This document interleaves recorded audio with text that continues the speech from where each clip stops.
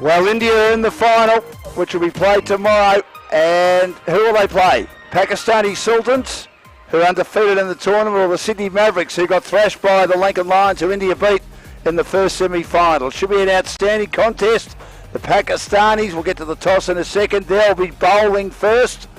We'll find out what happened at the toss as we head out to Suhas with the two captains.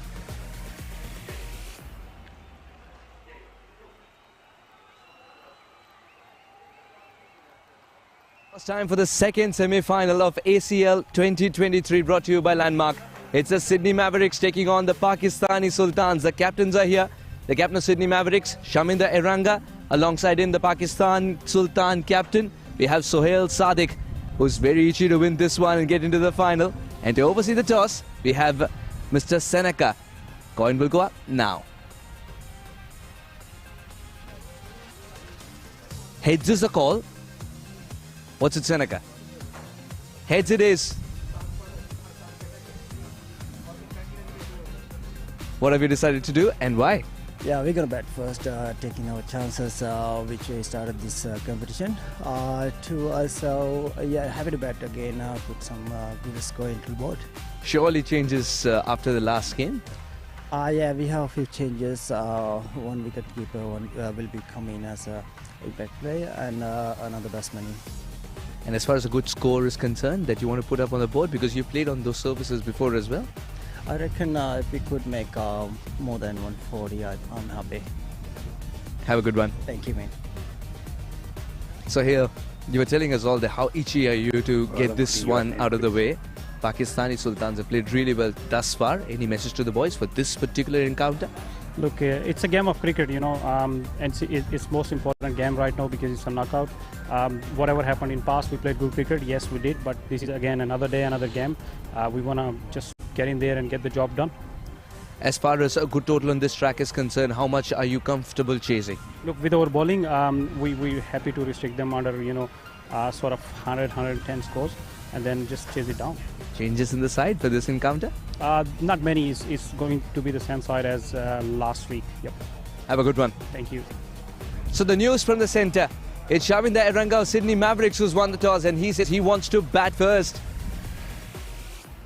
And thank you, Suhas. So the Sydney Mavericks, who do like to bat first, they're going to bat first in this game, looking to book a spot in the final. Had to chase yesterday a massive total of 199 against Sri Lanka and got thrashed.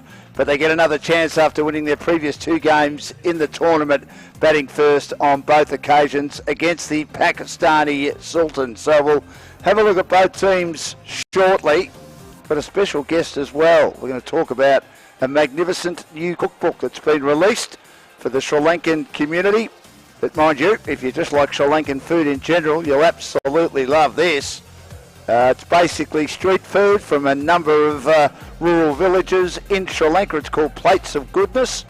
Now, Ronnie Chopra in for his third game of the tournament, 105 runs.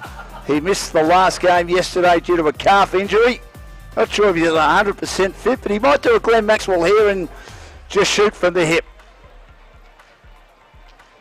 So we'll see how he goes. But my special guest is a lifelong friend of mine. I grew up with this lovely lady, Christine Mount, whose family's got a big background, even with a name like Christine Mount, with the Sri Lankan community through her younger brother Stephen, who was the physio of the Sri Lankan cricket team, international cricket team, of which Nuwan Kulasekara, who played in the previous game, was part of. The great Kumar Sangakkara, Mahela Jayawardena, Tilkaratne Dilshan, just to name a few. And we'll just get through the first ball. And she's going to tell us about this wonderful new book. Swing and a miss straight away. We know how Ronnie's going to bat.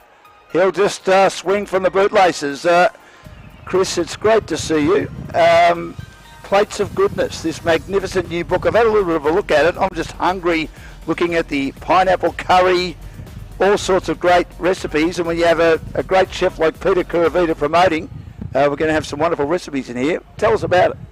Yeah, thanks a lot, Dan, for having me on. It's a great opportunity to talk about one of my passions, which is Sri Lanka and, of course, Sri Lankan food.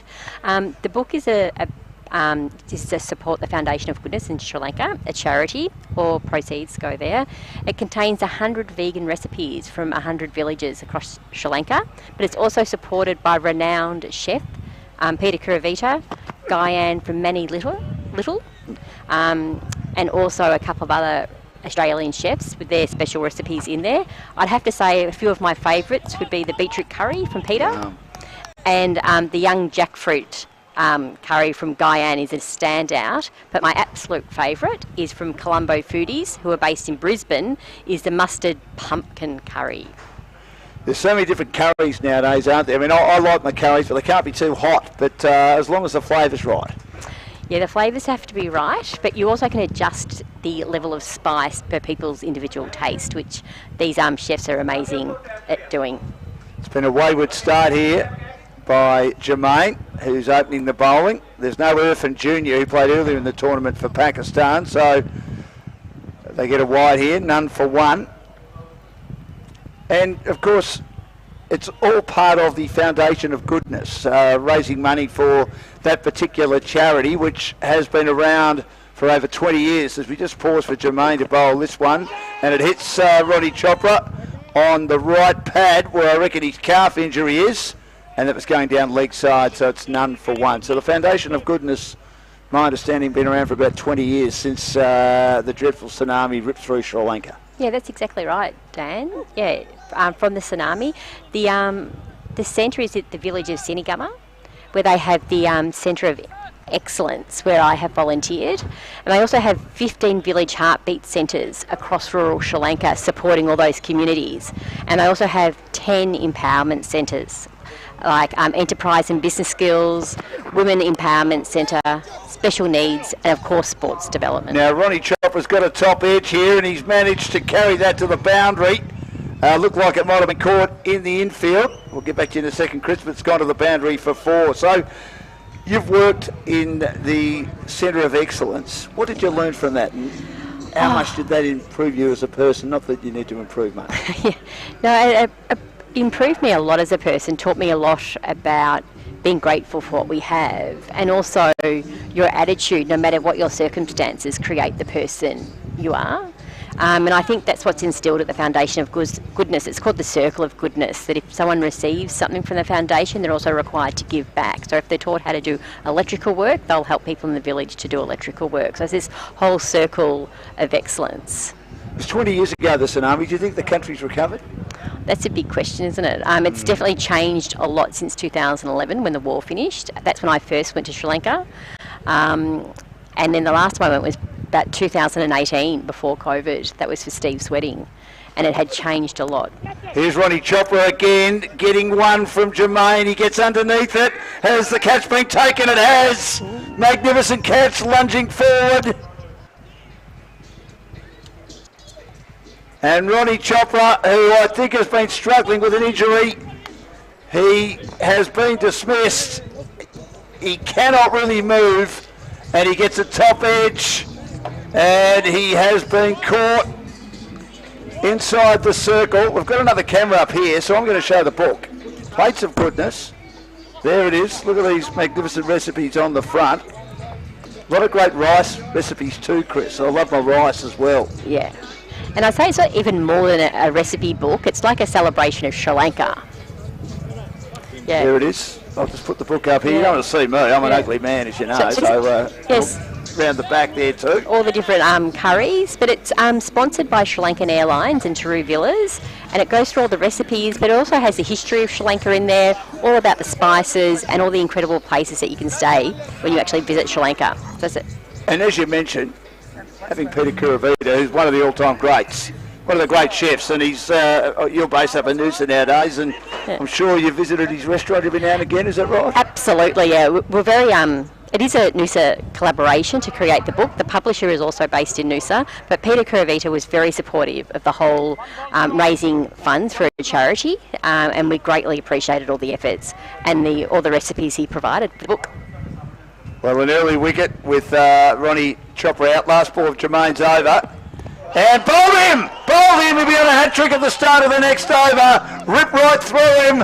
And young Jermaine on fire. Pakistan, Sultans on fire. 2 for 7, the Mavericks off to another poor start like yesterday. And the Pakistani Sultans, well, I dare say the dream matchup will be Pakistan and India. And we're a long way from that yet, but that is outstanding. Now, I know your brothers love their sport. Stephen is a physio for one of the most well-known basketball teams in the NBA, the Boston Celtics, and he was involved with Sri Lanka. He played a lot of footy and cricket at school. Your oldest brother, who's an old mate of mine for many, many years, over 50 years, can you believe that? A renal specialist at the Austin Hospital in Melbourne. Peter was a good footballer. Tony was a good footballer. Your father was a good footballer. What was Christine Mount's sporting prowess like? I was not not the sporty type. I was very good in the water, so my strength came in swimming, which I still enjoy, but no medals and no big claim to fame. Well, you've got a canoe, haven't you, up at Noosa, is that right? A surf ski, which gets me around, in a sustainable way. So it's a pretty good lifestyle. Excellent, excellent. So tell us how people can get hold of this magnificent book. Well, the easiest way is to jump online to Plates of Goodness Instagram, and then you can just follow the link there to the Chuff site where you can buy the book. In Australia at the moment is the only place we can buy it, so we can have delivery throughout Australia. The Plates of Goodness charity also has copies of the book in Sri Lanka, so contacting the Foundation of Goodness, you also can purchase a copy of the book there. But also we have another really exciting event coming up on Australia Day. Guyan at Manny Little is hosting a lunch event to raise money for the Foundation of Goodness and also to celebrate the book as well, because he's one of the executive chefs in the book. So it's great to have his support. So obviously the more you sell, the more money goes towards the foundation. Yeah. And I mean, there's just some great recipes here. It gives people an opportunity to, I suppose, learn about another culture if they haven't had an opportunity, A, to eat Sri Lankan food, which I have, and B, to cook it. Absolutely. So you'll be learning about the culture from a food perspective, but also understanding where to go if you want to travel to Sri Lanka, which is pretty awesome. One of the executive chefs, Udi from Colombo Foodies, is an amazing chef. She also learnt new techniques from the recipes from the villagers. That's a big claim to fame because she worked for Peter Caravito as well, and she really enjoyed the book herself. Well, there was a broken bat at the end of the previous over, and there was a no ball for the bowled. So it's all happening. 1 for 8 after 1 over. So they didn't lose the second wicket. They've only lost the first wicket. And Adi Hussain's in now. And he beats outside the off stump, lunging forward. So that's unfortunate for Jermaine because he was on fire and he was a chance of being on a hat-trick, but he ended up bowling the new batter, and it ended up being a no ball. And then, of course, the last ball, the batter broke his bat, so it's all happening. Can be a quiet game, cricket, Chris, but every now and again there's a lot going on. 1 for 8 in the second over. Adi Hussain again. This is flicked away behind square to the boundary for 4. That'll help the Mavericks. A bit of luck for them, losing Ronnie Chopper in the first over. And then the next batter bowled of a no ball in Suav. And then he gets one from Adi Hussain straying down the leg side. And of course your family has a huge connection with the Sri Lankans now through your brother. Yeah, absolutely. I mean, he married someone from Sri Lanka, and so my nephew is Sri Lankan, living in Boston. So it's all pretty exciting. We have a strong connection to Sri Lanka, even before Stephen went there through family ties. Yeah. So he was involved with the cricket club, the cricket team for a long time, and you're good mates with, I know your mum and dad in particular, very good mates with Mahela Jayawardena and Kumar Sangakkara and their families. Yeah, that's correct. Yeah, mum and dad still keep in contact with their families, which is, fantastic. They've always been very generous in their time and sharing time with mum and dad and our family. So we always appreciate that and have a good laugh along the way. And what do you like most about Sri Lanka? I think the people. They're just so hospitable. Like, no matter where you go throughout the country, people are so welcoming. And the other thing would be the food. I also like the landscape. It's so diverse. So you can go from coastal towns to the hills in Ella, right up north to Jaffna. So I went up to Jaffna just after the war, and that was a pretty incredible place as well. What was the most incredible aspect of that? It was just so remote and so underdeveloped because the Civil War had been, had held up development for so time, but there's so many people in need up there, and the Foundation of Goodness did an enormous amount of work for helping the people up there and helping rebuild infrastructure. 1 for 13 is Surav on the bounce, and the next one from Maddie Hussain, who's just bowled a wide outside the off stump. You'd obviously go back again? Oh, absolutely. I'm planning to go back next year. Really? Yeah. That's probably around about April, I would say. Excellent. So how many people are you expecting at this function, this 4-course plant-based menu curated by Chef Gayan Perez on the 26th of January, Chris? I'd say it'd be a full house. So Right. so the tickets go on sale actually next week. That will be going online on Instagram with Manny Little, so they can click on a link there and actually taste the recipes from the cookbook they'll be cooked. So they'll be all vegan recipes. And how popular is Peter Kuravita's? There's one of my great mates, Jackson Fry, from the Casey South Melbourne Cricket Club. Now there's a bloke who's a bit of a pain in the backside, but a good man. We'll get the playing lineups very, very shortly. But so how popular is his restaurant? Very. Oh, absolutely. Yeah. Peter is an amazing man, and he's very community-minded. Mirai Ronnie is already out. The Sydney Mavericks team, Surav Abhishek is important. Satish, Ayush, Shubham, Raza, Shaminda, who's the captain. Danish and Nishad, who's the young man from India, who had a tough day yesterday, but today's another day for the young teenager. And Shaminda, of course, their captain, one of 3 Sri Lankans in that team. And the Pakistan side, a very strong side. And Jermaine will be coming into bowl, and he's already picked up 1, could have picked up 2 wickets, but had a no ball when he collected the castle of Surav. Well, I really appreciate you making the trip down here. I wish you and your family a great Christmas. Thanks for the book, Plates of Goodness. So where can people again purchase it? On Instagram, Yes. Go to the Plates of Goodness. You can follow the link there on the link tree to the Chuff site and buy directly through there, or you can attend the event at Manny Little on January 26th, and you can buy copies of the book there, or if you're in Sri Lanka, through the Foundation of Goodness. And of course, his restaurant is in one of the most beautiful parts of the world, the Mornington Peninsula down at Red Hill. Yeah, it doesn't get much better than that down there. You've been down there? Yes, I have. Yeah, it's pretty special. Pretty Excellent. special. Well, I'm going to have a bit of a look at it. I don't think I'll be able to cook them very well, Chris. I'm not a great cook. I'm a very, what am I, 3 veg and meat type cook, and a little bit of pasta, but maybe someone can cook them for me one day. But I really appreciate you coming in. Plates of Goodness. Do yourself a favour, ladies and gentlemen. A great book and raising valuable money for the Goodness Foundation of Sri Lanka. And Christine Mount has been here today to promote it. We thank her very much for coming in, and enjoy the Christmas with the family. Great to see you. Thanks so much, Dan. Really appreciate your time. Good on you. Absolutely fantastic. Chris Mount joining us, and a lot happening on the cricket field as well. A chance for a hat trick. It didn't happen, of course, with the no ball, and the Mavericks are 1 for 13.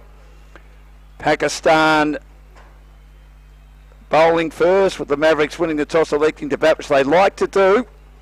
Jermaine 1 for 8, could have been 2 for 8, could have, should have, would have, isn't. And a lot of front foot no balls in this tournament. This is flicked away, it was in the hitting zone, great shot, plenty of elevation behind square, remembering just 2 fielders out for the first 6 overs, and that is a great shot. Good eye there, didn't really move his feet, but he just was able to lift that one away behind square for a boundary.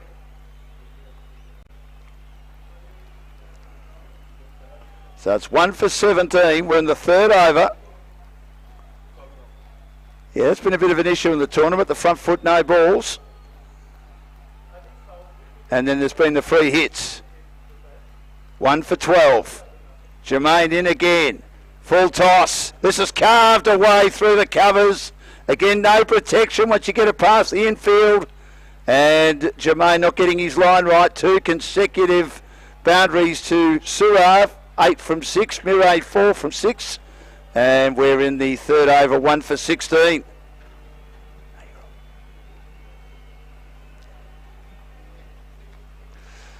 That's driven away.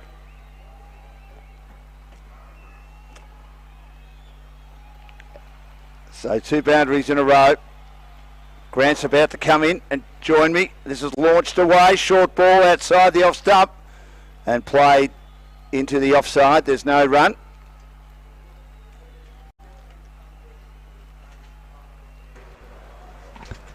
Wow, all happening. All happening. Should have nearly been on the hat trick then, Jermaine, and no ball when he completely eclipsed Surav, and that might be what the Sydney Mavericks needed, Grant, to get themselves back in the game. Here's Jermaine again, short, cut away, he's bowling a bit short this over, and that's the third boundary. Just a little bit of a gap between point and cover, and they don't have protection, and deep cover it would be if you're bowling that line and that length. 3 boundaries in the over.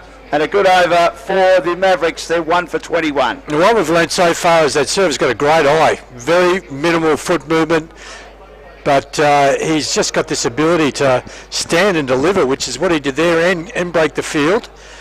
So, first use of the wicket, very important for the Sydney Mavericks. And a 12-run over certainly helps.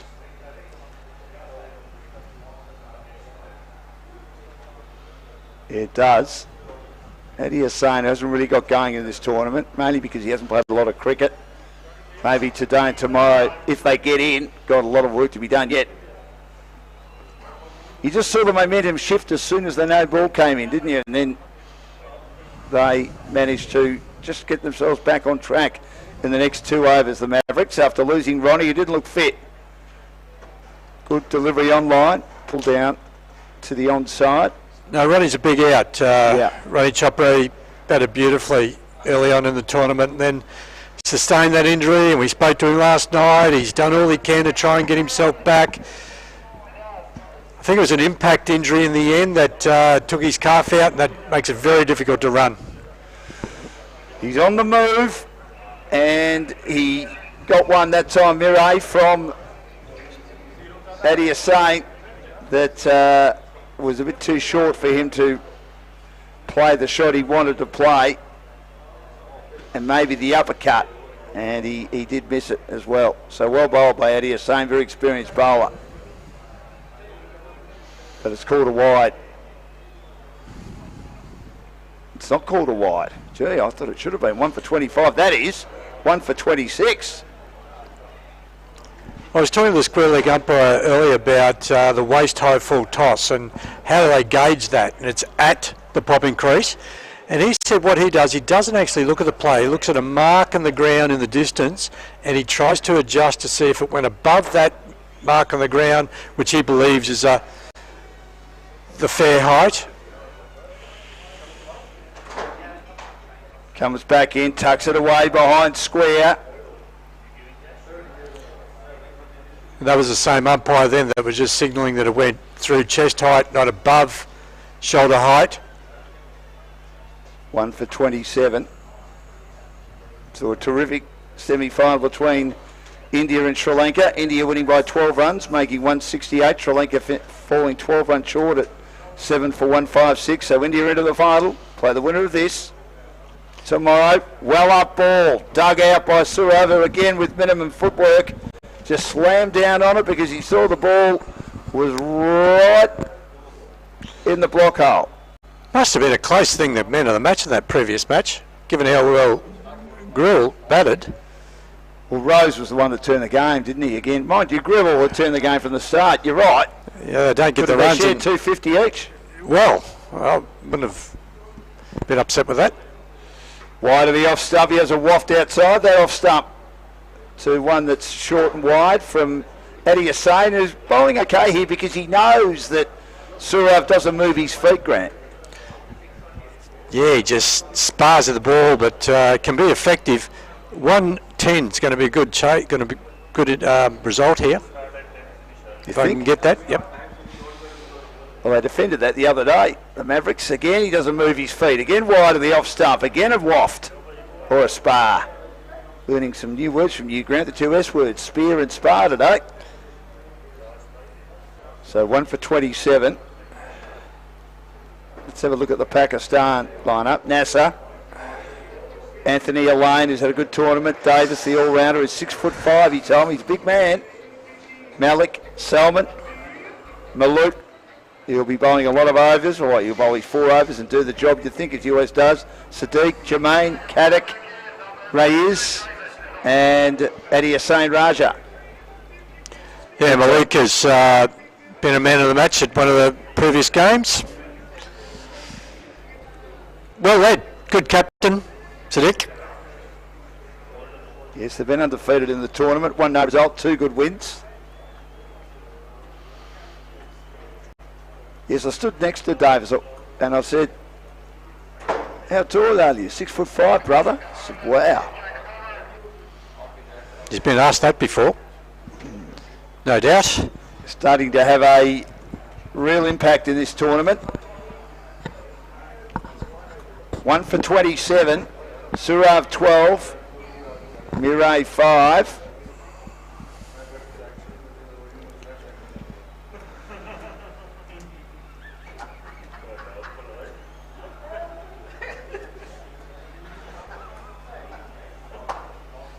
Left arm around the wicket between the umpire and the stumps.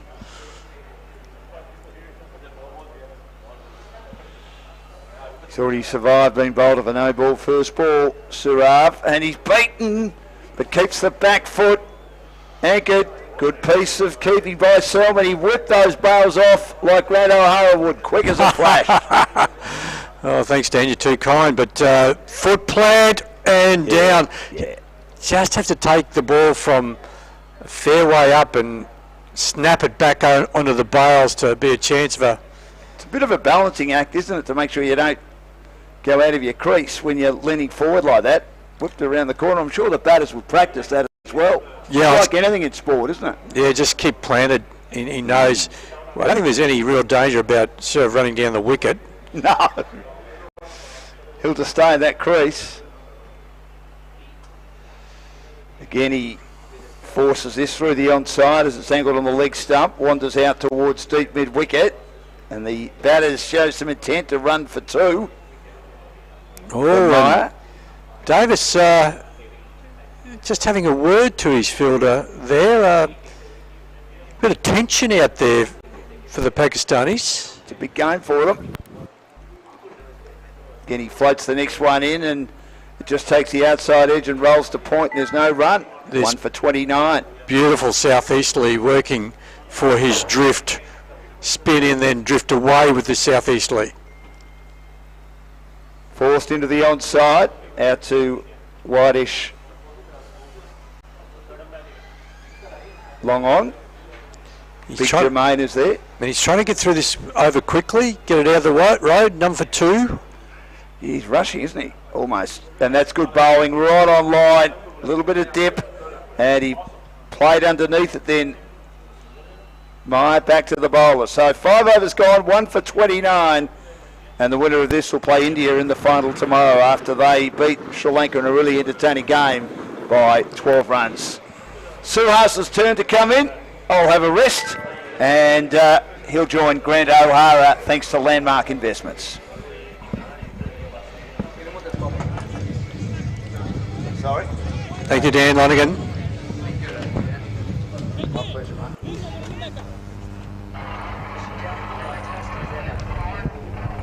So the current run rate is around that, hovering around that run a ball mark. 5.8. Hi, Suresh.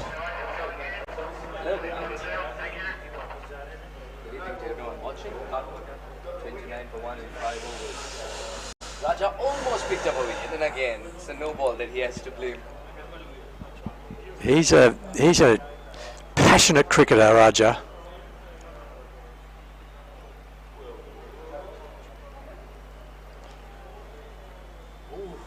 Direct hit and he was in trouble for sure. I just love this again. the storytelling. The moment he runs into the frame with a reaction shot already there.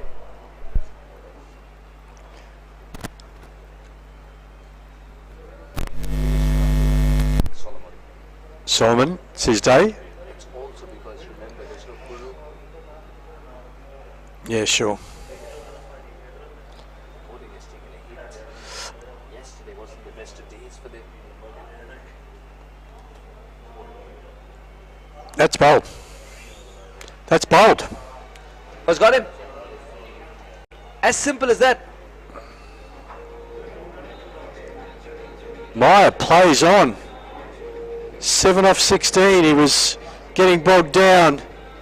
Raja, super effective in these conditions, bowling from the southern end. He's bowling with the support of a breeze that's coming across from right to left across your screen.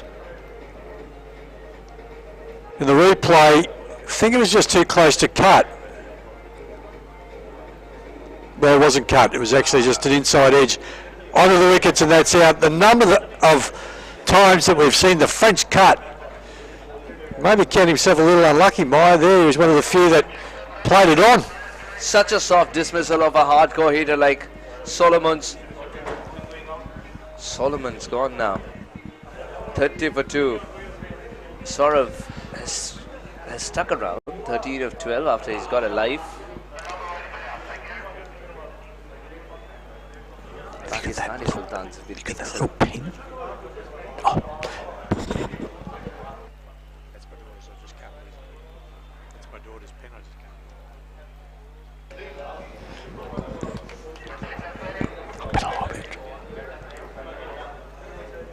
Adil, the very experienced Adil in conditions of this kind.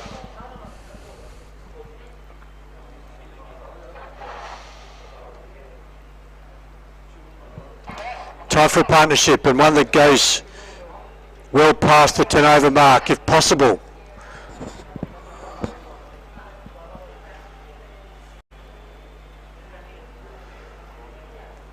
Davis does have a shy at the stumps. It's not a bad option at all in case you want to send this statement to the opposition. Pakistani Sultans, well, they are missing Irfan Junior's services too, but I still believe they've covered it up in their pace bowlers, the battery of pace bowlers that they have.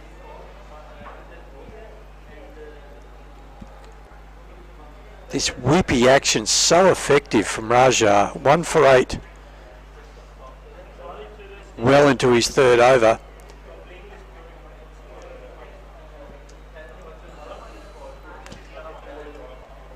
Beautiful seeing conditions, slight breeze, 24-25 degrees. Has crashed it through the covers. It's going to go for 4. Shubham, what a way to start. And what a lovely shot. One of my favourites, straight through the covers. Let's just see where he plants his front foot. No movement of the front foot, but didn't need it. His weight was going forward.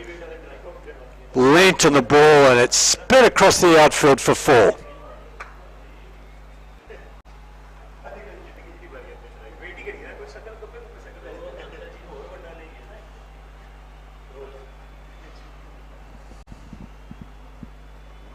Very well done. This is much better from Raja. He wouldn't mind that boundary because he wants the batter to drive early on, at least with a slip in place. End of the first power play, 34 for 2. And good over Raja again. Only going for 4 and over.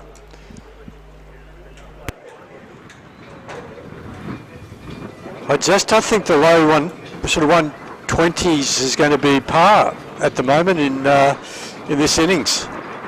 Absolutely, Brad. Yeah, so if they can work their way around that 6 and over, that's going to be very competitive.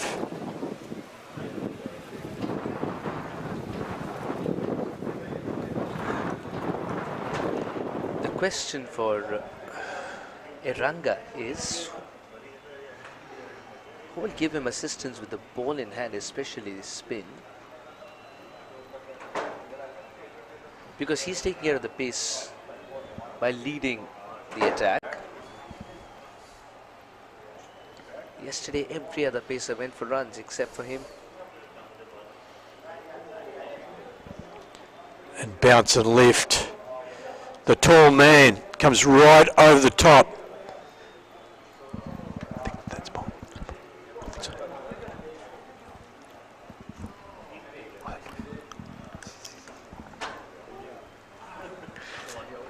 And this would be gone. A bridge too far indeed.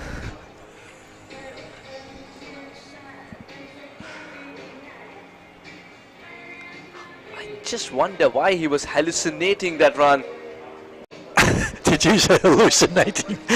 That's a good description, because there was never a single there shaking his head saying, "What was I thinking?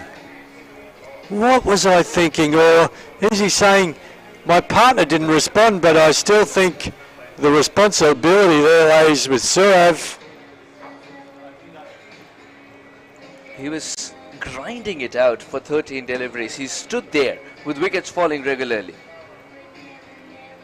It's not just the wickets, but the manner in which the wickets are being lost that will hurt the Mavericks. In a big semi-final, they're 34 for 3. Can Shubham emerge a hero today? And very soon. And Davis has his rhythm going nicely here. He's actually continuing around the wicket, bowling between the stumps and the umpire. Danish Mehta. A seasoned campaigner, Danish Mehta. He needs to strike a partnership with Shubham. Very possible. The timeline, it's a beautiful thing, I tell you. Tells you who has the momentum. If you read well into it. The problem's been wickets in the last 2 overs for the Mavericks, and not much added in between. Yeah, you're right. The problem is the wickets column at the moment. So as I say, if they can stick around that 6 runs and over, that at least gives them something to bowl at.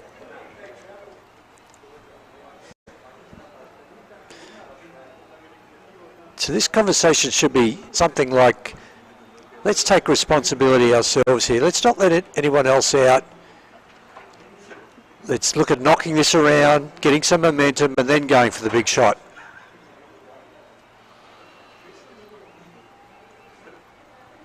He's all smiles all the time. One can not love Raja. Just can't imagine him not playing cricket. That'd be a massive loss for him if he couldn't play.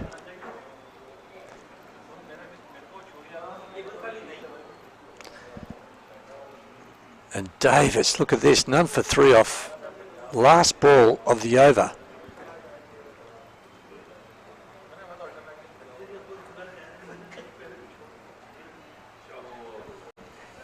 He's taking the aerial route. And that boundary still seems to evade the Mavericks. But these are hard-fought runs. And there's a perfect indication of the loop he's getting back in with the breeze and spinning away. It's just so supportive of his left arm orthodox action. The conditions at the moment making it really hard to play.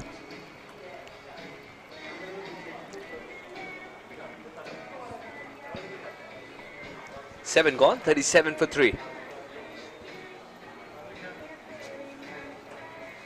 Raja has been called from covers to bowl another and complete his quota.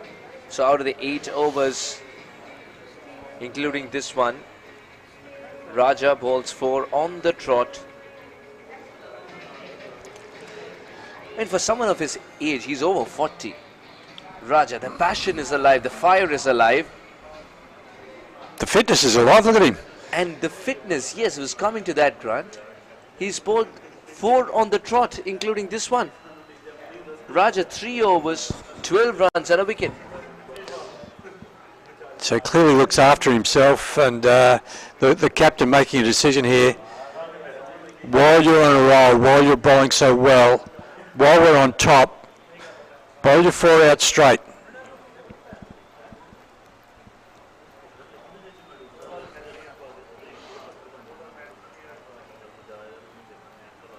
Oh, this one came back in sharply.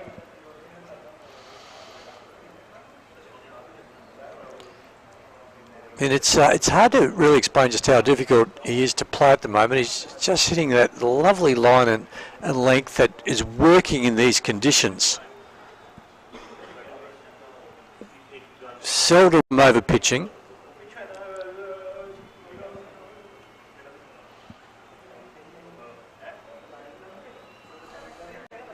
Walked into that drive. But what that walk had done, it made him cover a few yards. Became easier to complete that run. Now Adil Raja versus the Mavericks, 1 for 13. Oh, look today, at this. Churning out brilliant figures. 2 for 13 versus the Kangaroos. He loves 13. No wickets versus the Tigers. But he's been so effective. And the captain has trusted him to bowl long spells. I mean, not long in T20 turns, but for his age, he's accepted the invite, he's accepted the responsibility. Accepted it. I think he's grabbed it by both arms, and I'd feel for the captain's life if he tried to took the ball off him when he's bowling this well, figuratively speaking. Oh, had that been a clean pickup, could have been half a story worth viewing. And a direct hit even more so. I think it would have been a corner. Direct hit was an easier option there because he wasn't too far away. And he had more than one stump to aim at with that angle. On first viewing, it seemed to have been the case where he had just half a stump to aim at, not the case.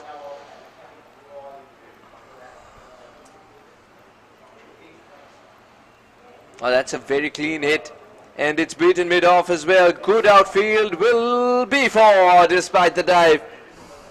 That's why each and every run is a hard-fought run at this stage. And now that's blown Raja's run column out for the first time relative to the very tight bowling for the rest of the tournament so far. But still, most bowlers would take just 4 runs and over if it ends up, or it's under 4 runs and over for him at the moment.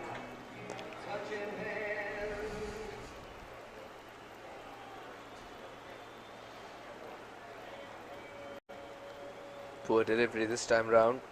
And finally, one off the mark. Down leg side, re-bowl.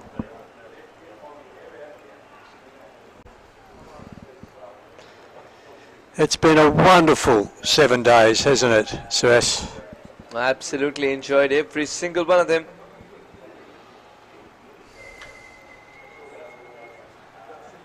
Because at the heart of it all was cricket. Good, positive cricket. Played by people that just love the game, have a passion for it, and are fine cricketers. It was gone 46 for 3. Run rate 5.75. Need to just creep that up to 6. Now I'm actually going to say par after 10 overs is 60. So if they can just noodle out another 14 runs in the next 2 overs, then I think it's a very evenly balanced game. At the moment, the Pakistani Sultans, for mine, have their nose in front.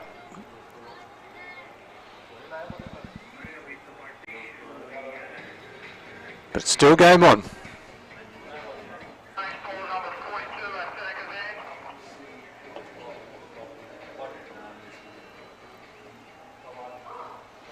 And that breeze, that southeasterly, is starting to pick up again, as it has the last couple of days.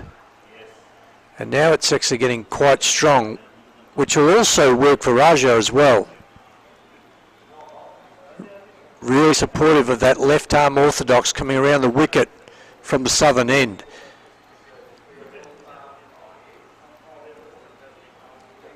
Risky. Showing all the stumps to Maluk.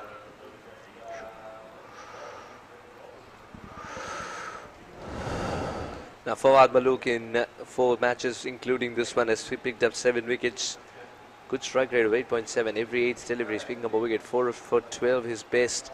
That was match winning indeed.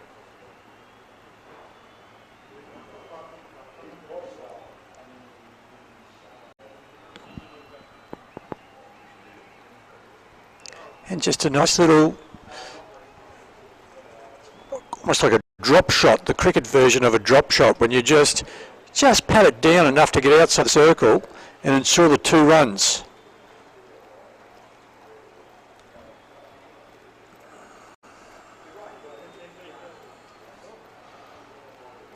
He's put on the dancing shoes, but will fall safe. Good work.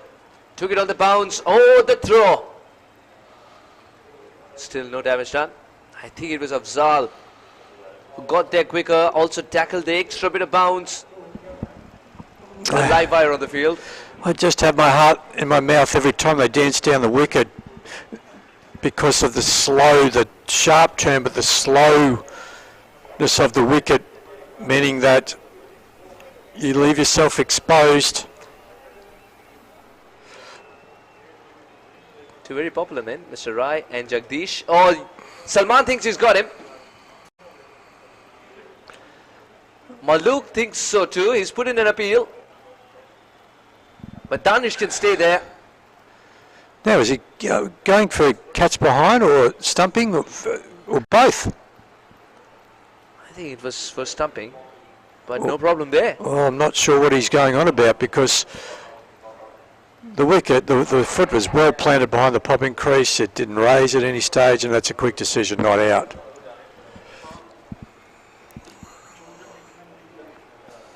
Never die wondering, keepers. And stumpings are just the best when you're a wicket keeper. He'll be loving this. It'd be nice keeping out there because you're getting a great side to left armour. There's nothing in your road when the right hand is facing and getting good turn. You'd think you're in the game every ball, which is what you love as a keeper.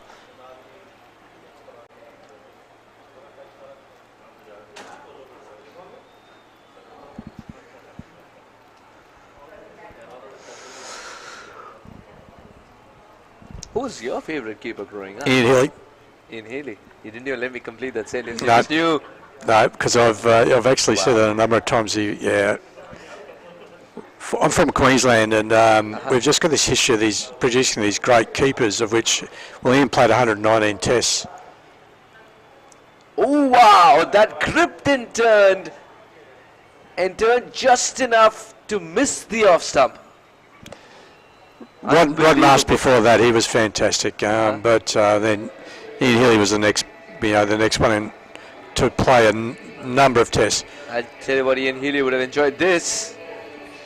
And did you see him play, Suez? Ian Healy? Yeah. Only on YouTube. Because watching him keep to Shane Warne was just something special. Compulsory viewing for any cricket lover. So let's see, can they get 10 runs? That's okay. This is a little game within the game that I've got going in my head anyway, is that I'd like to see them get to 60. I think 60 is going to be not a bad result the way things have started after 10 overs. Now, who's bowling it? We've got an on-pace bowler. Was Maluk, but it's not. This isn't. I don't think this is Maluk, is it? Is it, or is it? No, Maluk was the previous over. Sorry. We'll get a name for you in a moment. There it is. Now,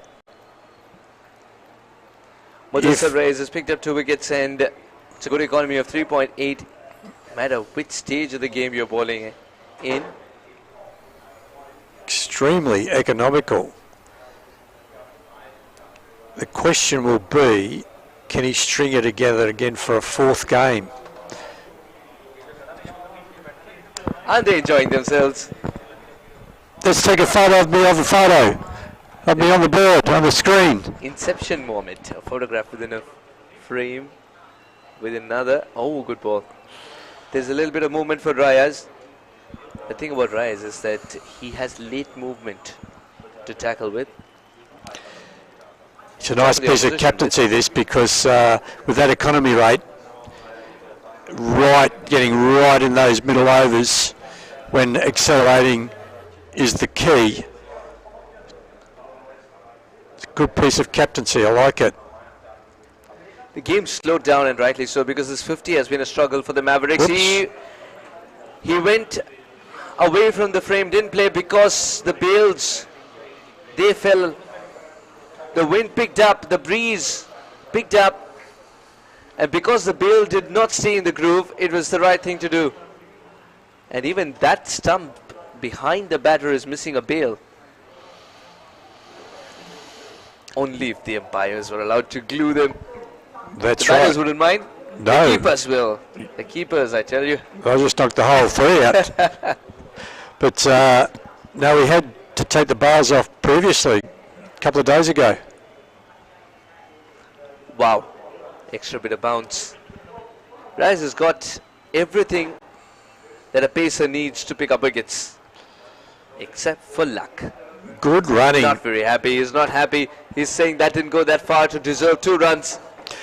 Yeah, it's I'm just coining a new phrase for myself called that, like the drop shot. I know you have one in tennis, but that's where you just drop it just outside the square, the circle, and if you can hit a gap, it's 2 runs with these quick runners. He's very quick between the wickets, Danish. And Shubham responded beautifully too.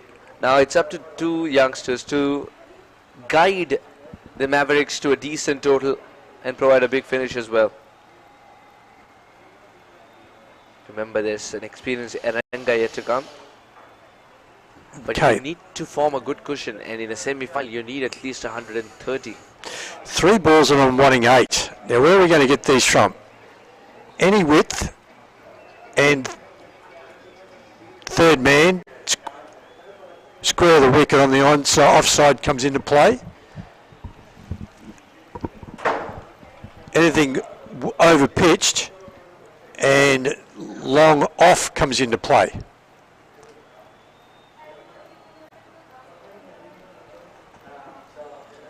Easy pickings these. He's got to stick to a single though. Very experienced keeper. Knows exactly where to stand to receive the right kind of throws, and in all honesty, the keeper acts as a guide for the fielder from the deep throwing. The position of the keeper is very important. Manroop and Sandy, who understand each other so very well. Manroop is the only dot in blue in that sea of yellow. Oh, well. What happened there? I think he fell on his bat. You fall on your back, but not in your bat.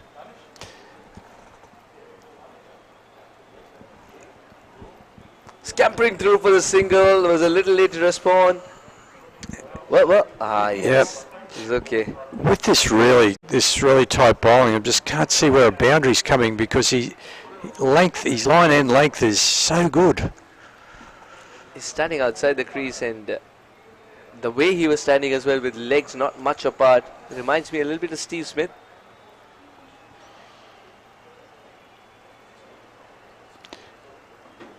He's just well negotiated.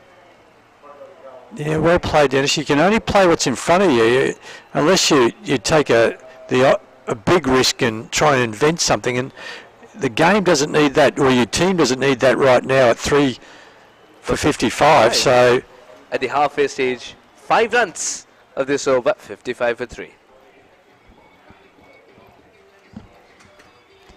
All right, so we're close to 60, not far off. If we can just hit the accelerator a little bit now, then the next 5, I want them at around that sort of 110 mark.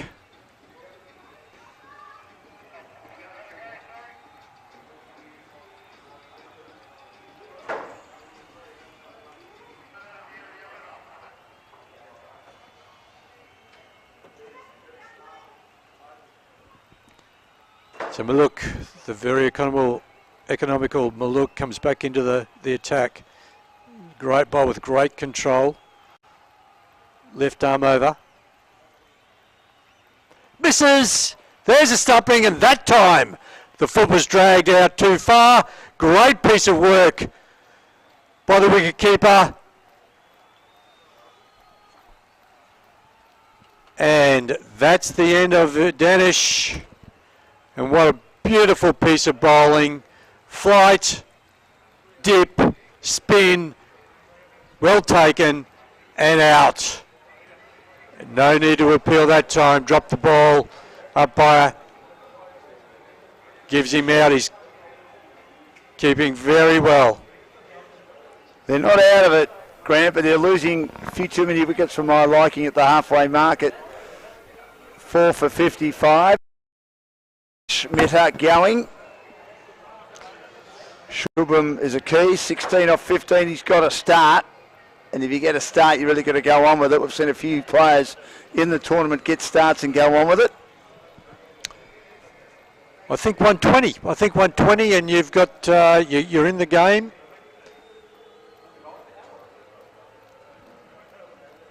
Will they have enough? At 120, I think they can be competitive. And at a run of ball, they'll need to take early wickets, of course, but... So even at the start, you didn't think they'd get to 150? No.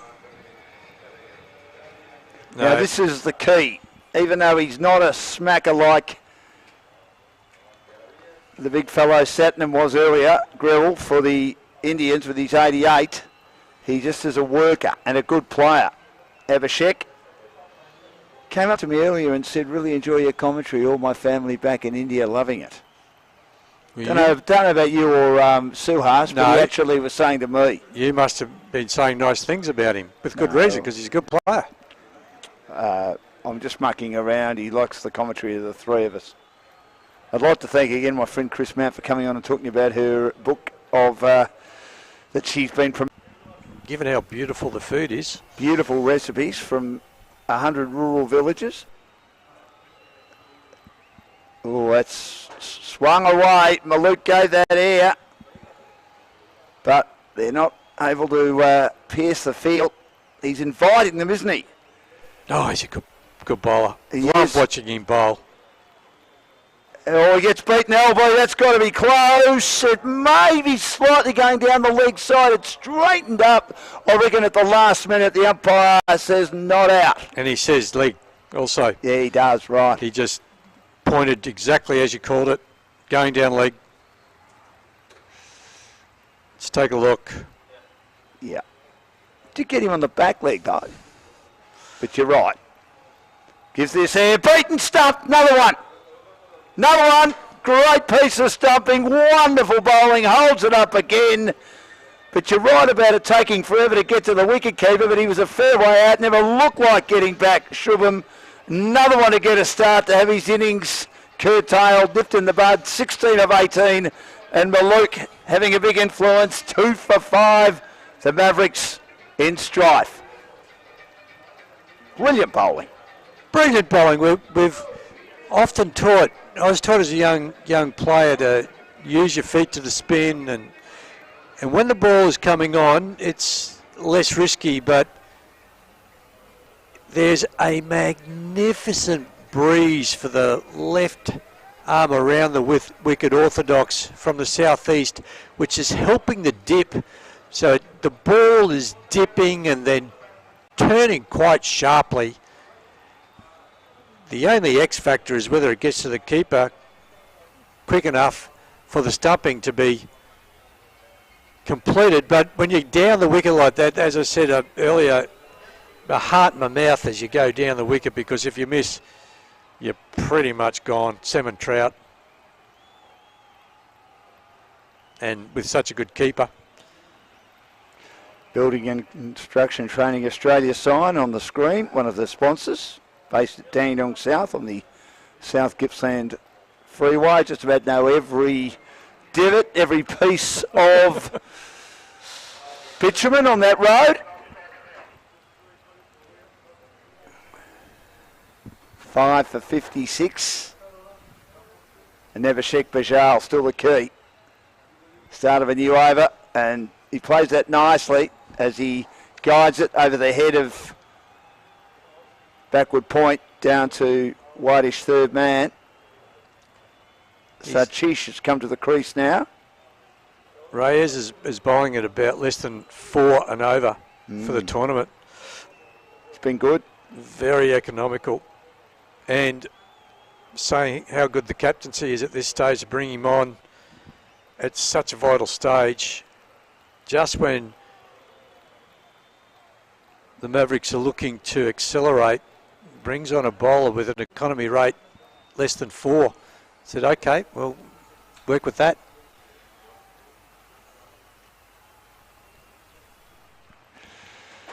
Here's Riaz again. Bustles in, opens the blade, works it away, Sachish, in the direction of third man. It's a nice shot, played it away from the body, just a little bit of width allowing him to get some bat on ball, but 5 for 58 in the 12th. You're quite right about the bustle. He actually does it. He almost sprints in.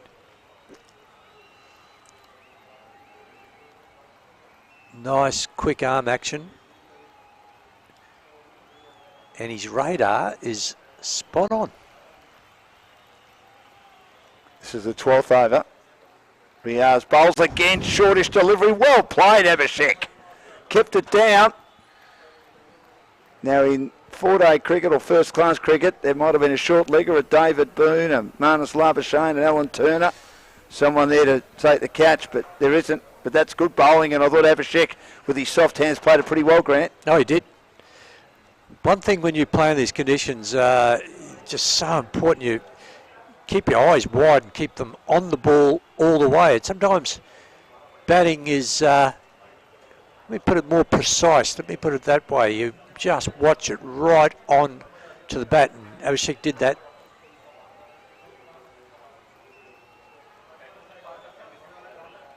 They think about a run here. There was a bit of a hesitation. In the end they go. Slight misfield, but it was a good piece of fielding to stop it from getting past cover. They knocked it away, but they do get the run. Sachish hesitated when Abhishek hesitated, and he was more than halfway down. In the end, they managed to negotiate. 5 for 59. Yeah, Satish slow to go there. There was one all the time because they went between the field.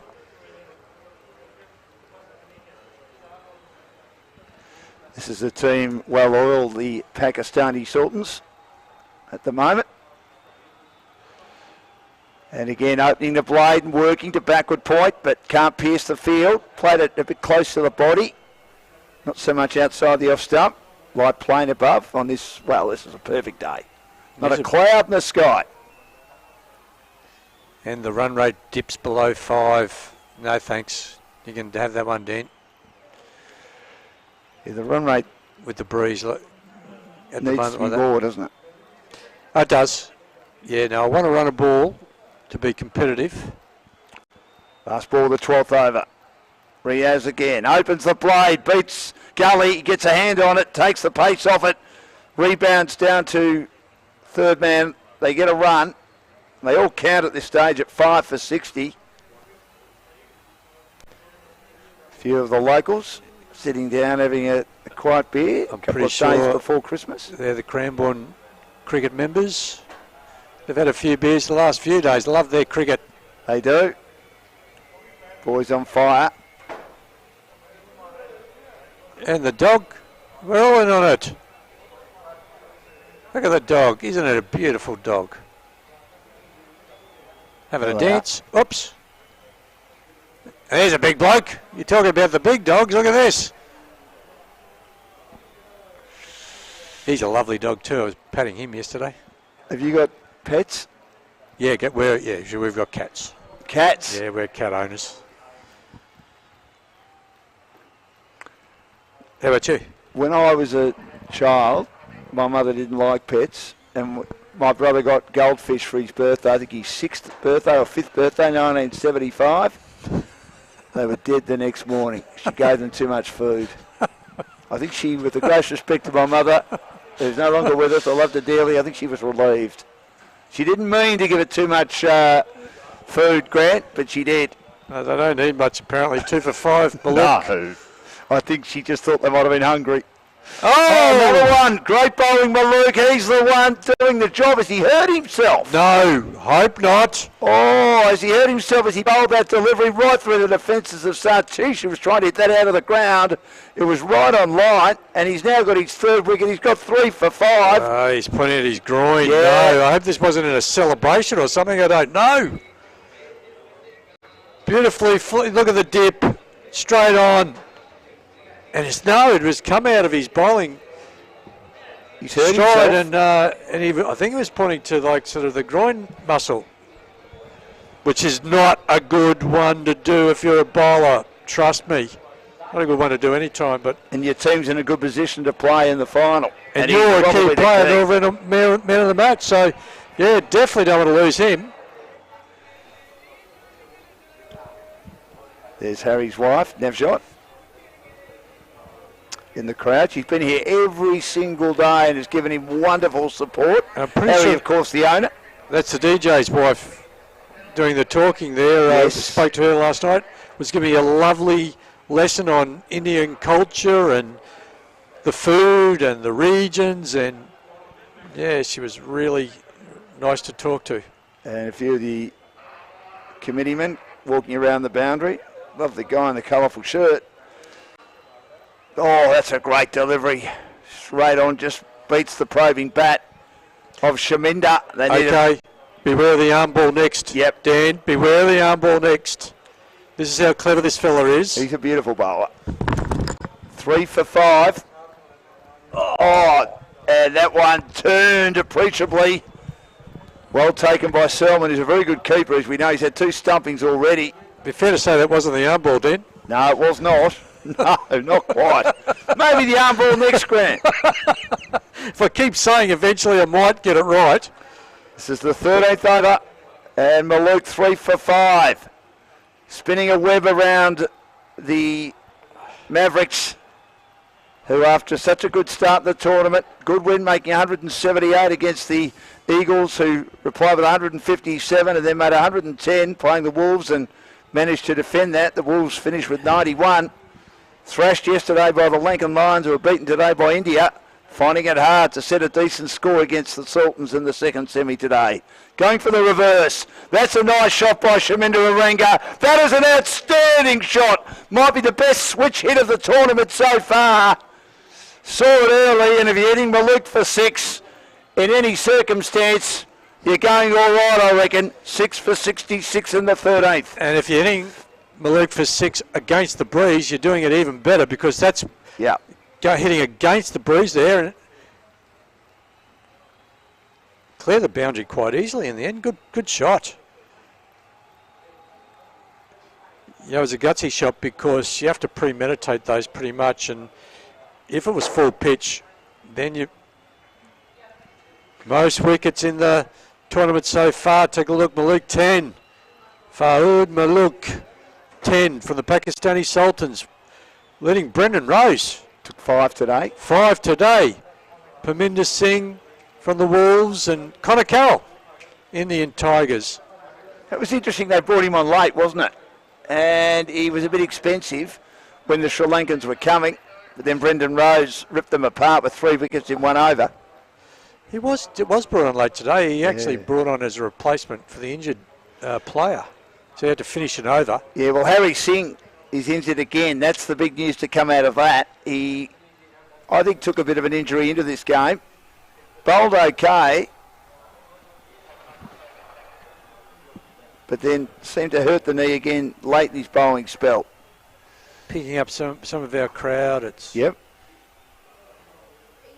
There's been some beautiful food. There's barbecues on. Those chicken sausages are magnificent. You talked them up, didn't you? You said it's the best chicken sausage. Well, it's sandwich the you've ever only had. chicken sausage I've ever had. But it's the best I've had. Okay, well, Yeah. now you've got a reference point. Going to have that pumpkin curry too that Chris Mount told me about. Right. When talking about that book. That's a wide to kick off this over from Davis, or the butternut pumpkin curry. It looks sensational.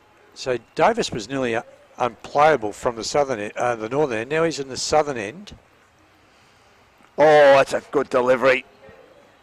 And I'm fair enough to say he's continuing his good form at the other end. Beats him outside the off stump. Kept a bit low. Avishek has been there a while, 3 from 6. He really has to do something here and play a different role. Instead of nudging it, knocking it around, he needs to be more expansive. Whether he can remains to be seen. Gets beaten again outside the off stump. Davis getting through his overs quickly. Spearing it in. This time he's on the back foot. Avishek for 1. They show intent, but he probably hit it a bit too firmly to get a second run. Down to long on, and gets him off the strike again. Shaminder on strike. He can hit 6 for 68 in the 14th, the Mavericks.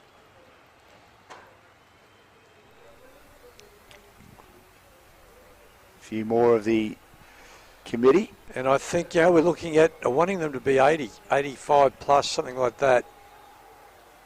Get back up to that run of ball. Already we can see, there wasn't a great game for them yesterday, but you can see just the importance of batting out their 20 overs, just the cardinal sin to leave any overs at all. In a T20 match, it's a cardinal sin, isn't it? Yeah, in a T20 game, for sure. Here's Davis again.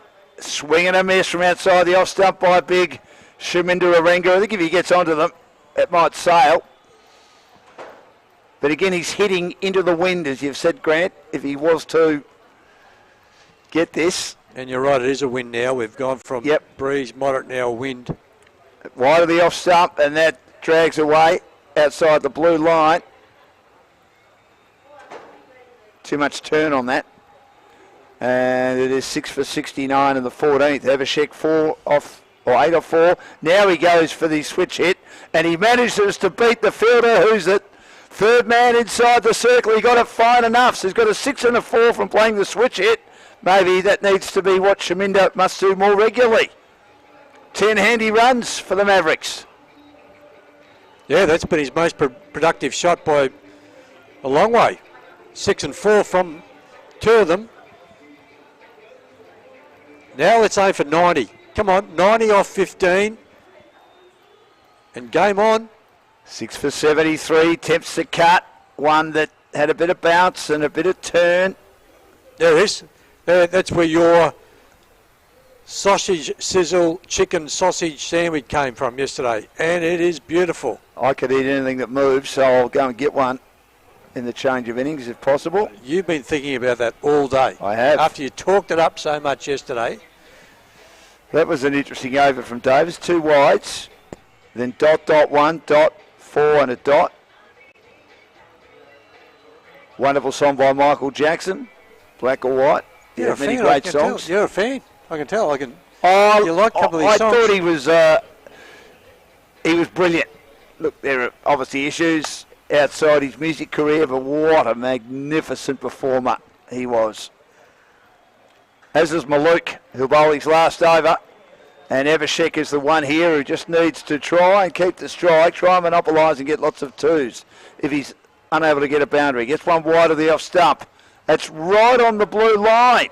Spun back probably. Have you ever tried the moonwalk? Yes, very badly. The worst dancer of all time. I'm all arms and legs and a head full. Here's Maluk again. Wide of the off stump. Avishek chops it away. Might be able to get a run here. The fielder didn't quite know where that was. That is Sahale, but he did well to ensure it didn't get too far away. It's behind him momentarily. Looks like Maluk's recovered from whatever it was. It might be just a slight strain or something. Yep. 3 for 12. Certainly want to be available if they do get through, the Pakistani Sultans. It's the 15th over, 6 for 74, gone. Switch hit again, gone high, gone long, gone 6. Thank you. How good was that? Outstanding. How good was that? I've honestly never tried this, but it can't be easy. Now you've got to change obviously your hands on the bat. Well, yes, I wonder if he did that. That is the true switch hit when you actually end up a left-hander. But sometimes I've seen Glenn Waxwell, he just doesn't change and just still revert like that's the reverse sweep, of course. And he hits them just as far, doesn't he? Like he hits them. But that's the eye of Maxwell, though, isn't it? That's his eye. Yeah. It's one of the best eyes in cricket.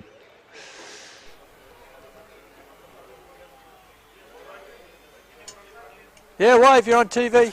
Few more of the committeemen. Don't you love the guy on the extreme right? He's colourful shoes, he's colourful shirt. Stands out like a carpet snake in a fowl house. You ever seen a carpet snake in a fowl house? I have. Yeah, so have I. No, actually, sort of brown snake. Did you? That's scary. The carpet snake would be in trouble too. We need another ball. We do. We've lost a few balls in this tournament, haven't we? The third umpire is saying let's get another ball and get it out there. I think if Shaminda can just do a bit more of this, Abhishek will stay with him. They can get a competitive score of 125, 130, as you say, Grant. I know that's easier said than done. They've got to see off Maluk. He's got 3 balls to go.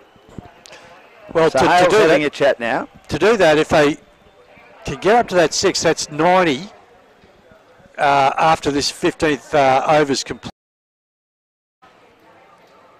That's game on. I'm telling you that's not going to be an easy chase.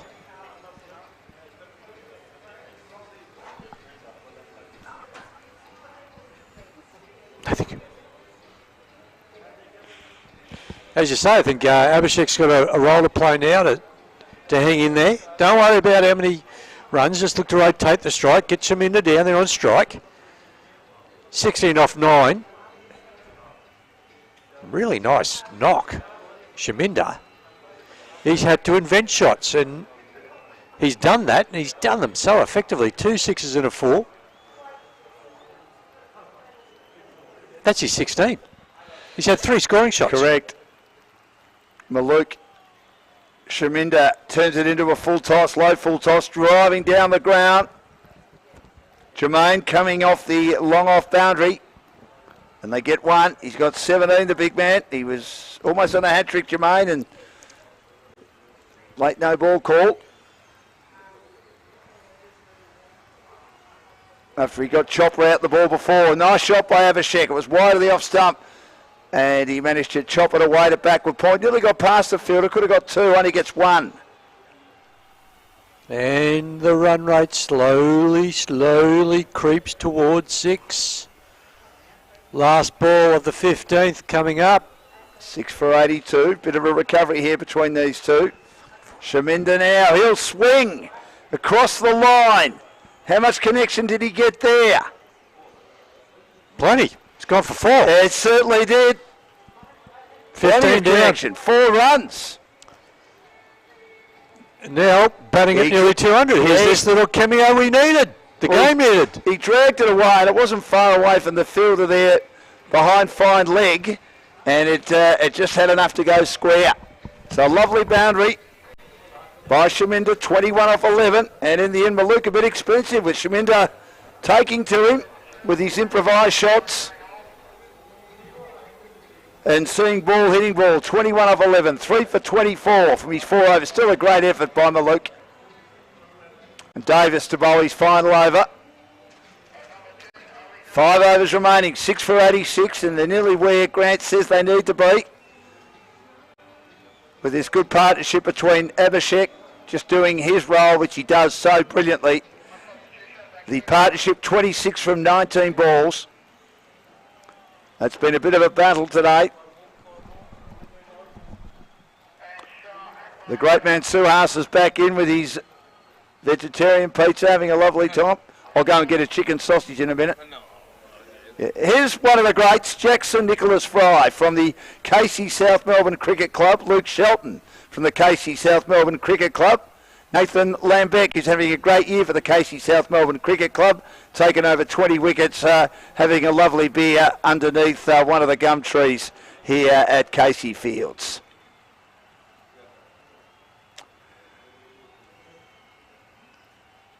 So here's Davis over the wicket, driven down the ground. Davis nearly stopped it. He's follow through. Abhishek playing the way he plays. Nothing in the air. Driving, nudging, noodling, dabbing, dropping, and putting big Shaminder on strike. 6 for 87 in the 16th.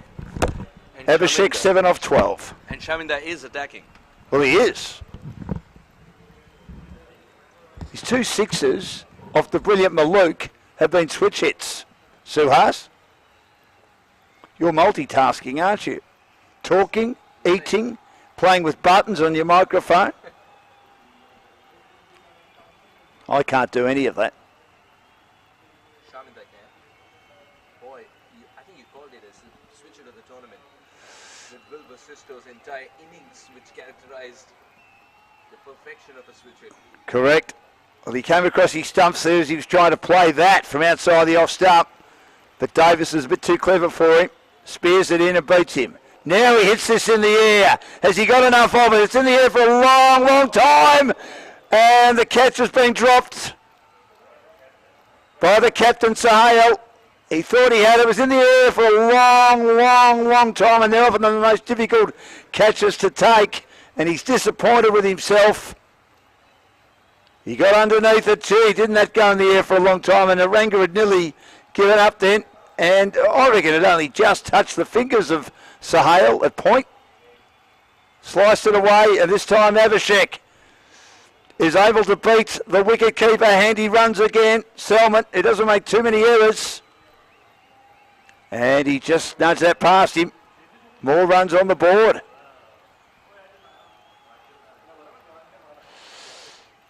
Yes, got an edge. Not in total control. Yep.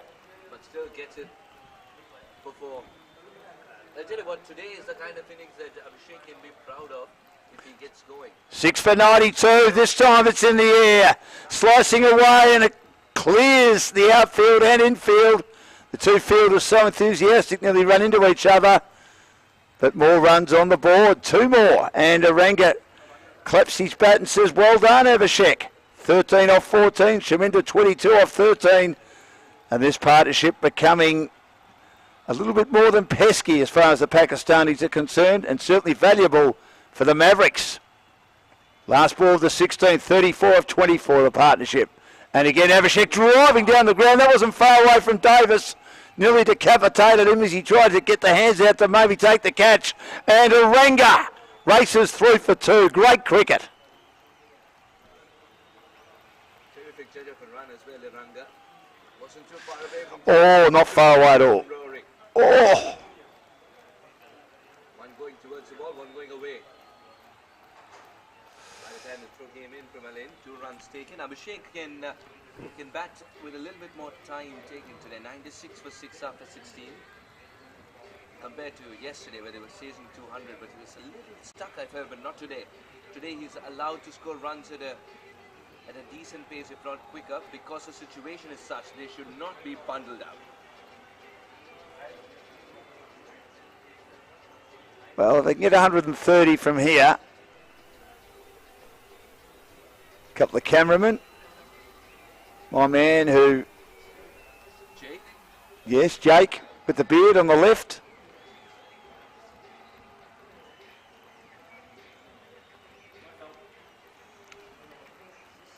Jermaine, who could have been on a hat-trick, and then he was no-balled after he bowled an absolute ripper.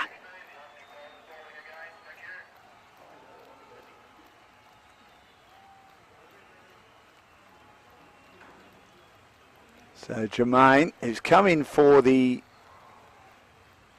other tall fast bowler, Irfan Jr.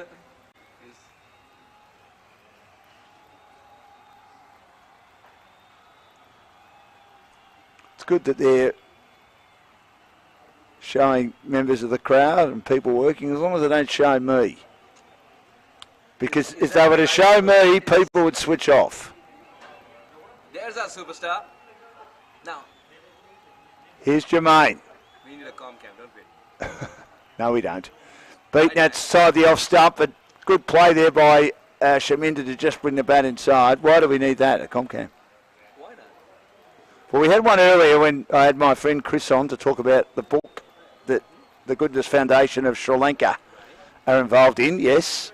We also had an interview. Remember, you were the one who interviewed the coach. I did. We had a Comcam back then too. We did. Oh, good bowling by Jermaine. Again, played it close to the body. Shaminder, and that's 2 dot balls, which they can ill afford with only 22 deliveries left in the innings. The boys up in the scaffolding. How can you not like Karam? Karam was towards your right and it was Siddharth towards the left.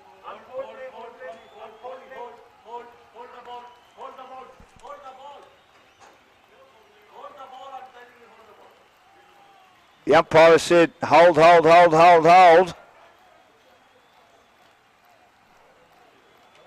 And the batter pulled away at the last minute. Shaminder.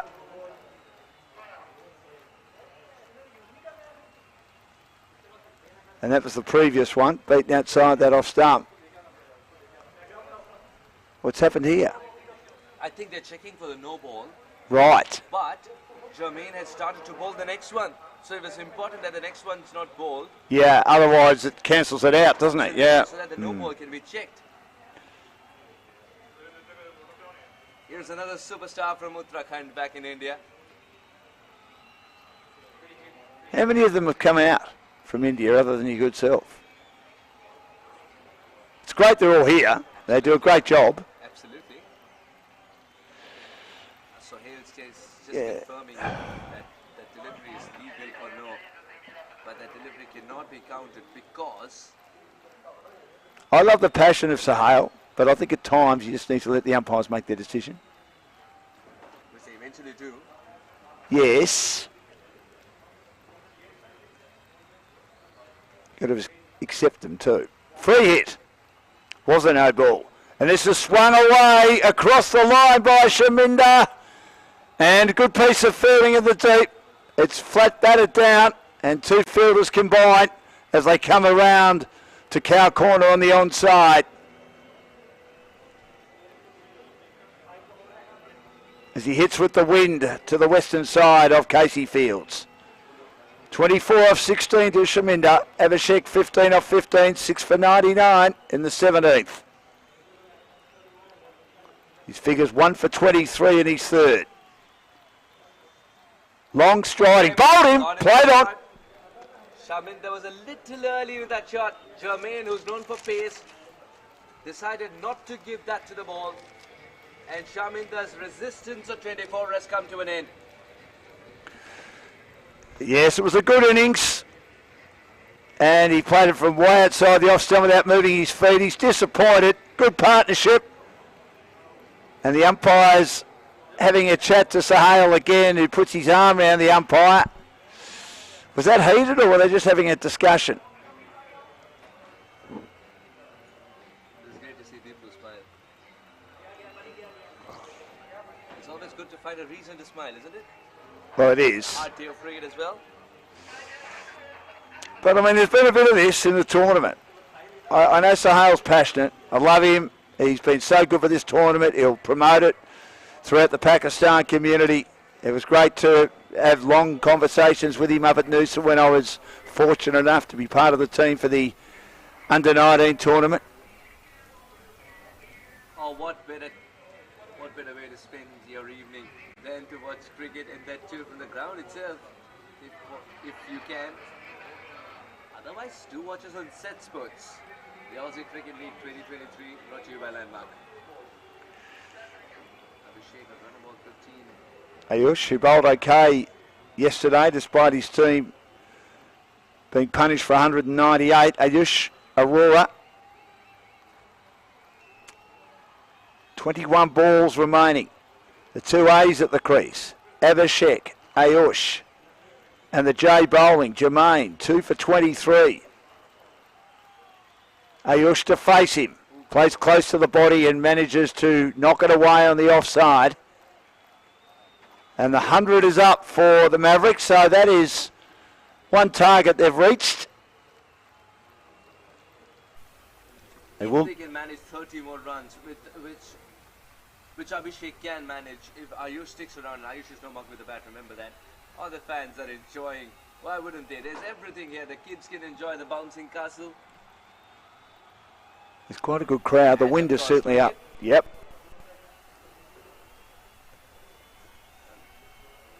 There's something for all age groups, including cricket at the fulcrum of this event. It's a carnival. The Aussie Cricket League 2023. If you're around KC Fields, you know where to come. Javeen. That was a good delivery too, just short of a length. It's very, very rare that a fast bowler steaming in turns with a smile to the umpire. Geez, another one of these bowlers. That we've seen from the West Indies over the years, that are tall, great arm action, terrific run up to the wicket and approach. Very smooth. No ball in between. There's Yes. one more ball to come. Yeah. 7 for 100. Ayush 1, Abhishek 15. The run rate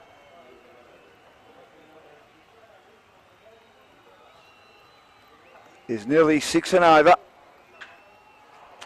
But I still think they're at least 20 or 30 short at the moment. Mind you, 19 more balls to go. And as you've mentioned, Suhas, you've been big on this. They must see out their overs.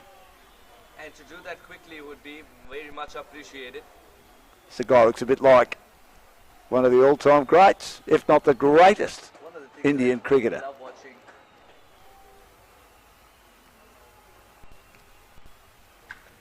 Slightly. Dogs coming to cricket too.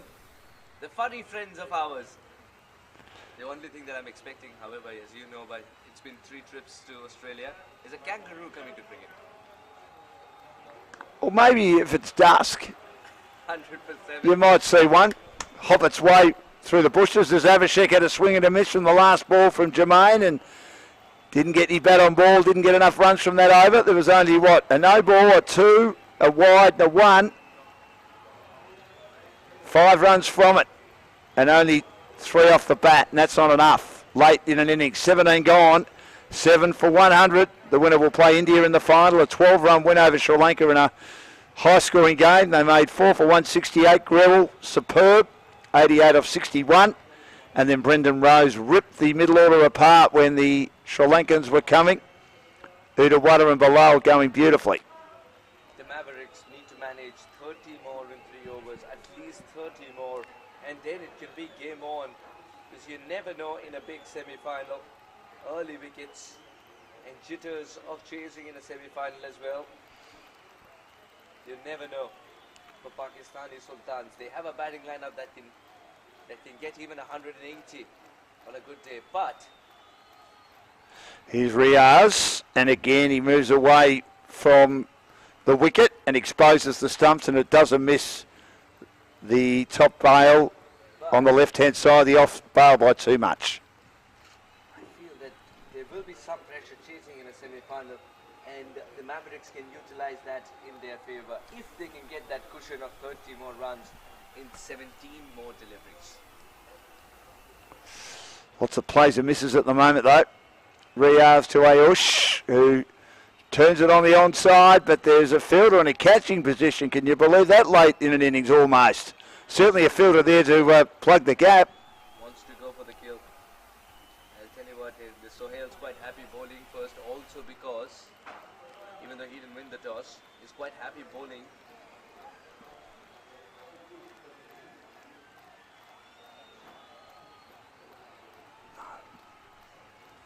Here's Riaz again. And he opens the shoulders, beats the fielder and the covers Ayush. They have one, that's all they'll get. Brings Abhishek on strike, but they need more runs at the moment. Lots of top balls for the Mavericks.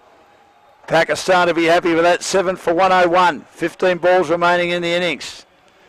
See if they can get 120 at least, or 125.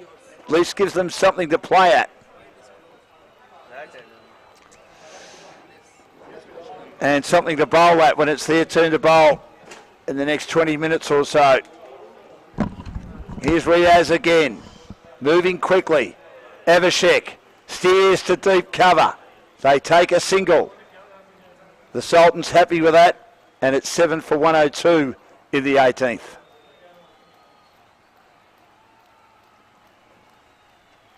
Ayush 2 of 4, Abhishek 16 of 18. Both of them can play the big hits. Abhishek, he's got a bat out of his skins because usually he goes down on the ground and not the aerial route. Today he's chipped the ball in the air a couple of times. Here's Ayush now, and he steers it straight to backward point. Great piece of fielding.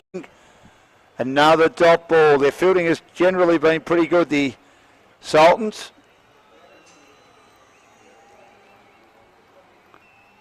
And putting themselves in a good position to remain undefeated to move into a final tomorrow. The dream final, Pakistan and India, and earlier in the tournament, Pakistan were far too good for the Indians on day one. But this is a different Indian side now, with 3 wins in a row. Don't write off the Mavericks is what I'm saying. Good delivery this, back of the hand, which he was able to read. And of course, a single is also taken. 3 runs at this stage. Reyes has bowled another fantastic over. 18 gone, 103 for 7. They need to get to 130 at least. The Mavericks should try and make a game out of this. And with Iranga's experience, Satish's change in pace, you never know, and that's cricket.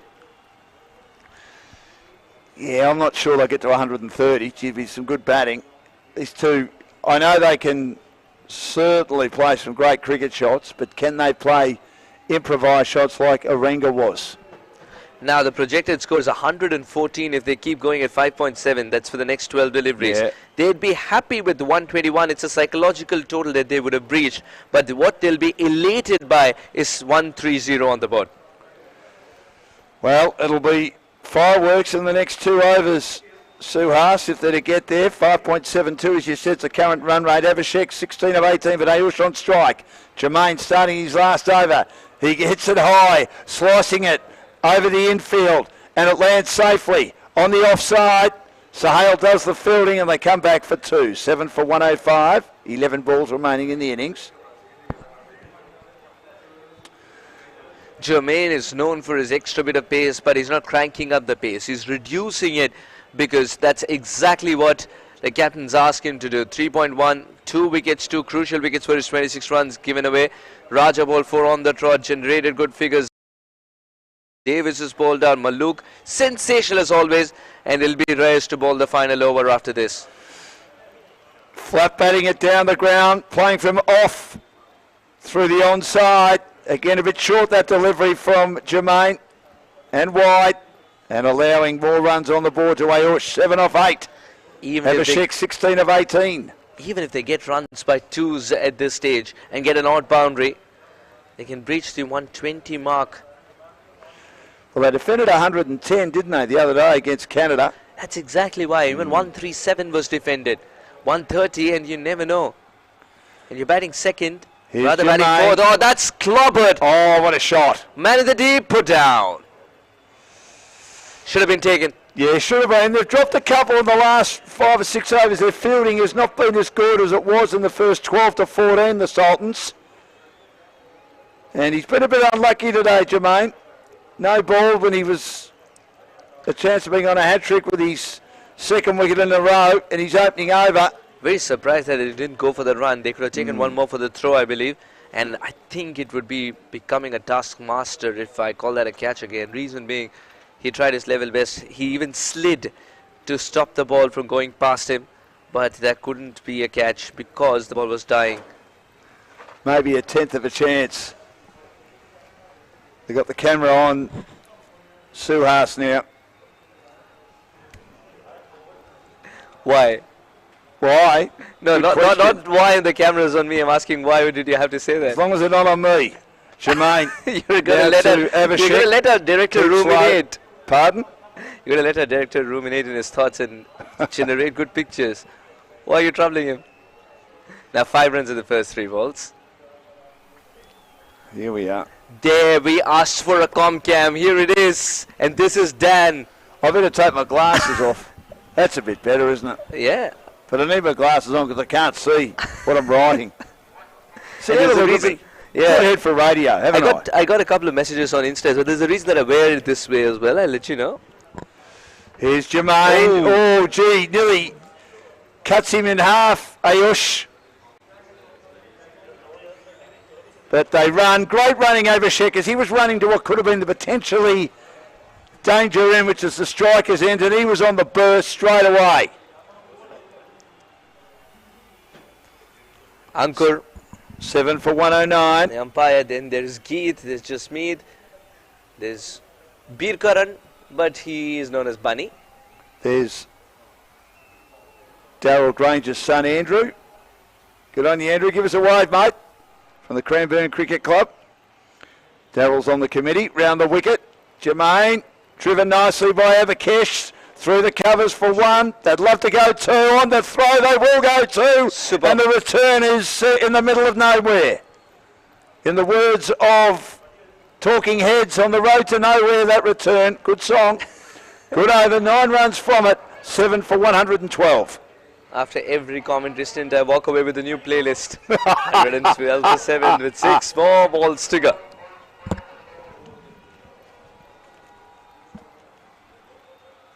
So Avishek's 19 of 20. I think it's a no ball here, the last ball of the over. He's had a few of these today. So many bowlers today have been overstepping, and they've been doing it. Oh, yeah, that's a no ball. Yeah, and they've been doing it in difficult positions of the game. There is Bir Karan. Absolutely engrossed in the game. Oh, yes, he's overstepped, no doubt about it. And the umpire confirmation is also coming through. Now, okay, so which frame do they go by is another question. Which one is the decisive frame? It's got to be that one. Because it cannot be an in-between frame kind of a story. I mean, the frame you go by is the one side on. Gives you a good look. I don't mean by that. I don't mean that by frame, actually. Sorry. By frame, when you're checking frame by frame, there are 24 frames in 1 second, right? When you're capturing video. Yep. I mean that. There's the big Harry, boss. The boss. Harry. Already started to plan the next one. Oh, good one. The slow one to finish off the over. So even though it was a free hit, it didn't cost them a run.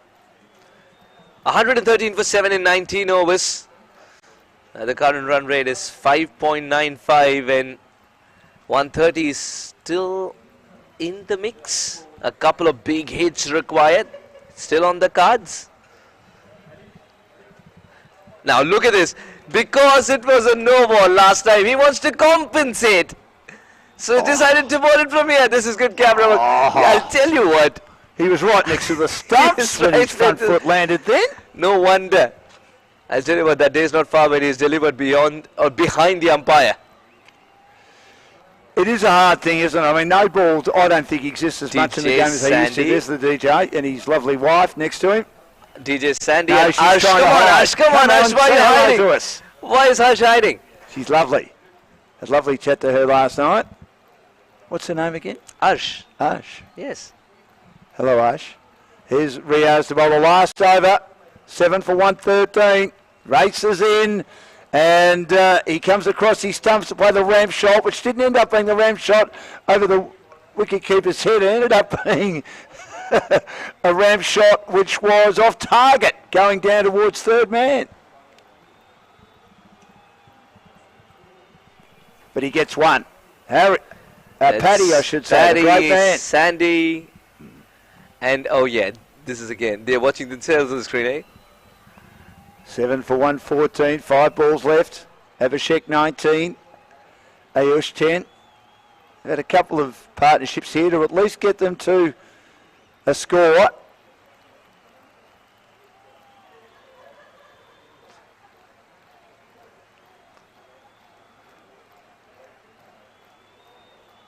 Reyes has got a good Yorker and he's got excellent pace. He needs both of that. Oh, he's gone for the shorter delivery. It's a wake-up call for Abhishek, who's ducked. But I was expecting a wide delivery. You're allowed one. That's a great bowl. A great ball, isn't it? Just get a feeling that you need to take him on at this stage. I just think it was too quick for him. Mavericks 19 of 22. It's batted well again. Very busy, but not enough boundaries maybe. But that's just the way he plays. Here he is getting one that's short. Ends up being an opportunity for a run out. Now he gets back in time. Now they throw at the non-strikers in where Abhishek has to run. And he misses. Abhishek was in a danger of being run out at the strikers end and the non-strikers end, but somehow he's managed to add 2 more to the tally without a ball being counted. Yep. And that was the slow one that Abhishek missed, trying to noodle that around the corner. Oh, he's hurt himself. The gloves have come off. He's wiping the... He's wiping his specs. Now this is what transpired. This was a slower bouncer, slower of the two for sure. He was trying to flick that over the wicketkeeper's head. Now Salman, as he threw, he realized that there is an opportunity for the batter to sneak another run. That's exactly why he was running towards the ball. This is good thinking by the keeper. These are the little nuances of the game that you want to see and learn as youngsters. Now here, Abhishek was starting to run. By the time Salman had arrived, the glove had come off, but the throw that needed to be directed the non-strikers into. That was good play by Ayush then on that occasion. Gee, there have been some discussions, haven't there, from the Pakistanis, certainly in the last 5 overs or so. He's one of the quietest members of our lovely crew. Yes, and that's Sachin. That's the big boss of the production, and you could call him the conductor of the orchestra that we have. Terrific. And there's Siddesh alongside him. He'll respond to you if you speak in Marathi for sure. Lovely lad. So we've seen everyone now. We need a bit more of Dan. What do you say? We don't need any more of Dan. We need no more of Dan. No. As I said, I've got a good head for radio. Oh, we missed Grant. We missed Grant. Oh, he's around somewhere. We'll get him later. Yeah. Here's Harry. Yeah, the 2 men that you see, one mic'd up, giving you double thumbs up, and the man behind him, those 2 got together and said, yes, of course, Andy Paji, of course. So these 2 got together and said, we have a dream, and you got to show it to the world in terms of broadcast. And the answer was yes, and here is the baby unfolding, the Aussie Cricket League 2023. Sachin and Harry. It's a great tournament too. It's going beautifully. Now, that was a good piece of bowling by Reyes. He took the pace off it, and Ayush was moving towards leg, looking to swing. He probably needed to come across 2 off to get bat on ball and bring Abhishek back on. 3 balls to go, 7 for 116. Reyes was not conserving pace. He wanted to be in the mind of the batter, hence he was full throttle the first 2 balls, now is going slower. Another slower delivery. Oh, he swings this time, swings it straight down the throat of the fielder in the deep. Jermaine takes the catch, out of deep mid-wicket, into the breeze, and the 8th wicket falls for the Mavericks at 116. Ayush goes, and they've got 2 balls left to try and get to 120, the Mavericks. He's put everything behind that one. Yeah. And still not enough power to clear. Simple catch. Ayush departs for 10. If it's the other side of the ground, I reckon he had enough carry on that. He needed the wind to be in the direction he wanted to hit in. He should have probably gone over the offside fence. At least tried to. But the natural angle for a right-hander is also to hoik the cricket ball. And makes him hoik on the leg side, play towards the mid-wicket region. Now 2 balls left. What an over this has been. It's got to come back for 2. Yeah, tempted full toss. Or attempted York, ends up being a full toss. He didn't take it cleanly. They make their ground. Abhishek will have a lot of laundry to do after this innings, but he doesn't mind. In desperation, he dives once again. Had that been a direct hit, he was a goner. Had that been a clean collect, he was a goner. It's been that kind of an innings where he's fought out at the difficult times. Just the way Aussies like it. Full credit to him. Have a shake. And that too in the bigger format of the game, the larger, longer format of the game. Oh, the Aussies like to grind it out. That's the way. Those are stories that we grew up on. By we, I mean the Indians. Last ball of the innings. Reyes swinging down the ground to a slow one. Could be caught, dropped. Lunging forward, and it ricochets away. Sahel has dropped it, and there'll be a run out though, as they were looking for a third, which most certainly was not there. He's happy to sacrifice himself, Raza, but they get two, and they get 120. They get 120. 120. Is that good enough? A runner ball is what they've scored, the Mavericks, and the best part about this score is that they have not been bundled out despite facing the dangers of that happening. It was going to be the slower delivery. It was always going to be the slower delivery, and they did not have to ball watch but run. That was a terrific effort by the captain, but it's been that kind of a day for him on the field where nothing is stuck. He should have got up straight away. He was lying on his stomach, and then the second run was possible. realises he had to come in and field it. But the third run was not possible. No, Second not run was possible. Third was a very stretched run. 1-2-0 for 9. Have they got enough? That's a good question. It all depends on how well the first 6 overs pan out for either side. But I still believe Pakistan have the upper hand at this stage because they've chased down a bigger target before, and they've also restricted smaller targets before. They have the confidence. Now Ronnie Meyer, Saurav Shubham, only a couple of them getting a start. That engine room faltered today for the Sydney Mavericks. Abhishek's resistance, 19 of 22, is something to talk about. And Shaminda was excellent with his 2 sixes to Maluk, who was the most successful once again for the Pakistani Sultans. 1-2-0 is what the Mavericks have managed. Although, of course, Maluk was taken to the cleaners a little bit by Shaminda with his switch hitting. Looking at the bowling attack and the bowling figures, Jermaine 2 for 34, 13 dots, expensive. 15 dots for Raja. Adi Hussain 1 for 21, bowled his overs straight out. Davis 14 dots, none for 22, so 13, 15, 14, 42, 56, 66 dots is a good effort. Maluk 14 dots, 3 for 24, outstanding again. As we've said, Reyes 1 for 19, 10 dots. So more than half the legal deliveries, although there were some no balls, were dots. But a great effort by the Sultans. They need 121 to play India in the final tomorrow. It's going to be a good run chase, 6.05. I still favour the Sultans, but the Mavericks, if they can get early wickets, and we saw them defend successfully, 110 against the Wolves earlier in the tournament. They also defended, batting first. They've been better when they've batted first. 178 against Afghanistan. So we'll take a break. We'll be back with the run chase very shortly. Beautiful Saturday evening, 23rd of December, second last match of the tournament. We'll find out very soon who'll play India in the final tomorrow after they beat Sri Lanka by 12 runs in the first semi earlier today, highlighted by Satnam Greville's 88 and Brendan Rose ripping the middle order apart, claiming 5 wickets, and the man of the match award as India win their third game on the trot. But the Pakistani Sultans, run rate of 6.05 required, need 100 Mavericks in the run chase very shortly.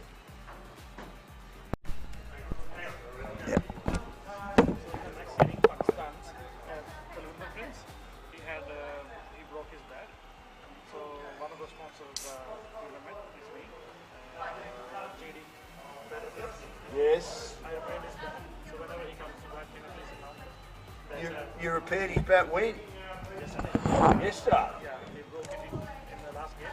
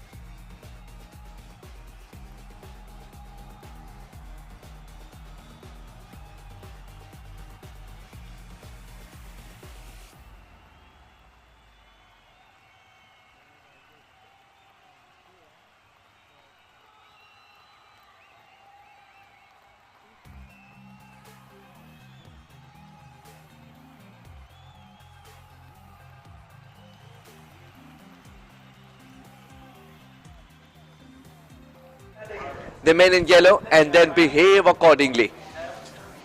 I said during their innings, I said a runner ball at least will make the Pakistani Sultans sit up and think. Oh, looks like the Sydney Mavericks have come in and made a complaint that the impact player cannot start the innings at this stage because I don't know if they can complain about anything at all when it comes to impact players, but the captains can let the umpires know, but the umpires know the rules already. Yeah, and the impact player can start the innings. Yes. Shouldn't be a problem. Yeah, so look, I've loved the impact player. I think it's been a great addition to this tournament. Out there yet. I don't see Prince out there yet. Introduces an impact player. But there is Ali Nasser, of course.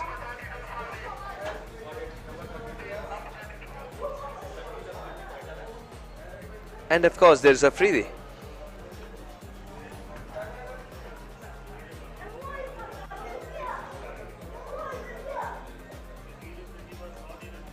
Just on that, an impact player, it's okay at the start of the innings. Start of the innings, impact player can start. So lots of confusion.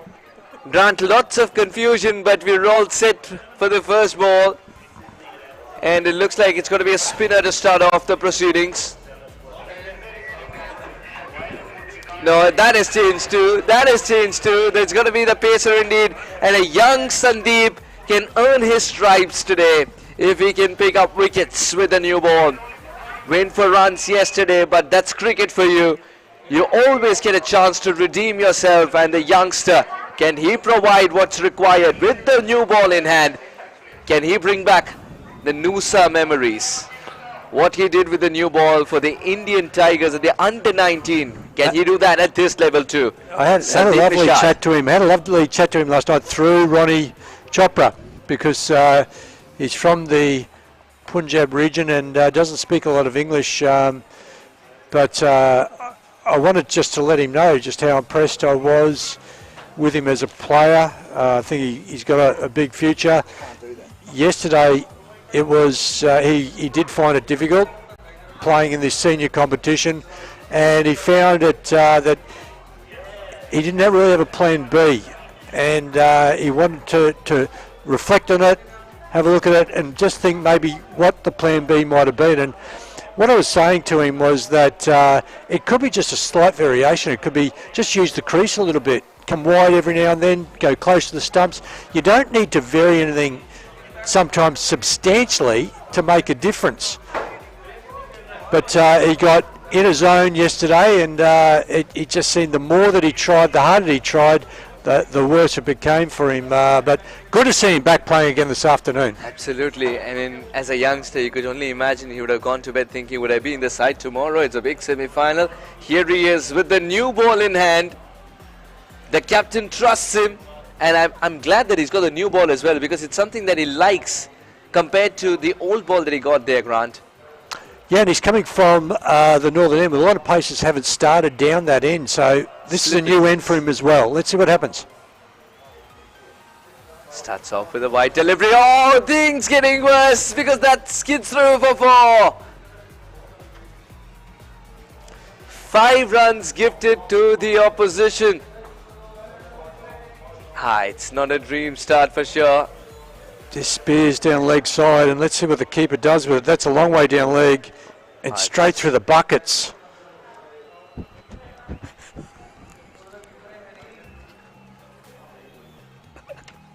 You got a feel for the young man. Now he's gone for 5 without delivering. One that can be counted. That should have been just one. Oh wow, now he's back to being his best. Sandeep Nishad. Little toned down in aggression. This time around, at the under-19, it was a different story altogether. And so was the keeper, who dived on that. That was not getting away from him. And then the guy said, hey, have a few catches. Oh, what a contest. What a game we've had so far. And this is just getting started, the second innings. Bat to ball for the first time in the innings.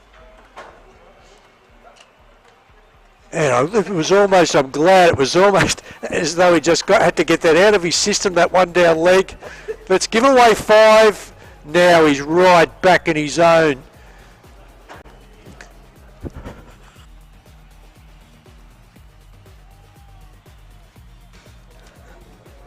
Grant and I have been taking turns to switch off our mic and have a laugh about a few things. 6 for no loss. Nasser. Sorry, Sirs, I'm back. Are you sure? Yes, I'm right. You're very close from losing it all again. I'm right. Oh, well done. 5 legs inside the circle. Nasser has played that for a first bowler. How's that? Wow. Oh, wow. Look, often the batting side, look, it's not a huge total, but I still, as I said, think it's a competitive total. But at the moment, what happened there? That's well outside. Wow. That was well outside off stump. He's done the rolling. 2 players who met each other at the under-19 level and 2 unpredictable cricketers. Nasser even more so for starting off his innings in this manner. The guts it takes. This generation is something else, I'll tell you what. And this is a real mixed bag now from Sandeep. The faith being placed into the young man. And he's got a breeze that's coming right to left across your screen here. And oh, look at that deck off the wicket.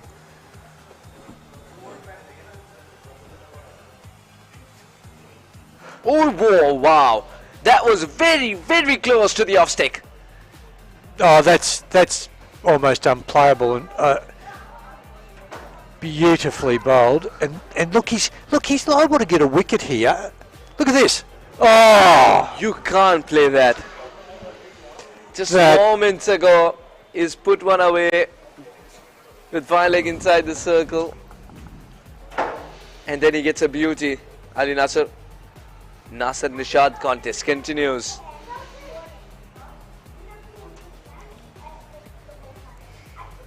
Is that the end of the over? No, still got one more. And what an entertaining opening over we've had.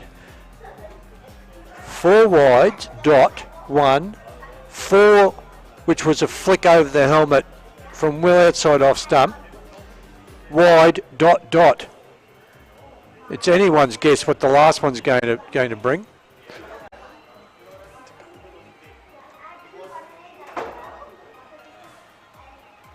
And they'll scamper through. Well, there you go. It's going to bring 1 run. 12 off the first. In hindsight, Nishad has proved to be expensive and no wickets, but how entertaining was that first over? I've seen few more entertaining overs than that in cricket. And what are they going to do with the young man? He could have got a wicket at any stage. Lost his radar at one stage. And spin being introduced for the first over. And when you see the bowler at the southern end, or any of the players actually, you'll see the wind now. There's a wind gust. Look at the umpire's shirt.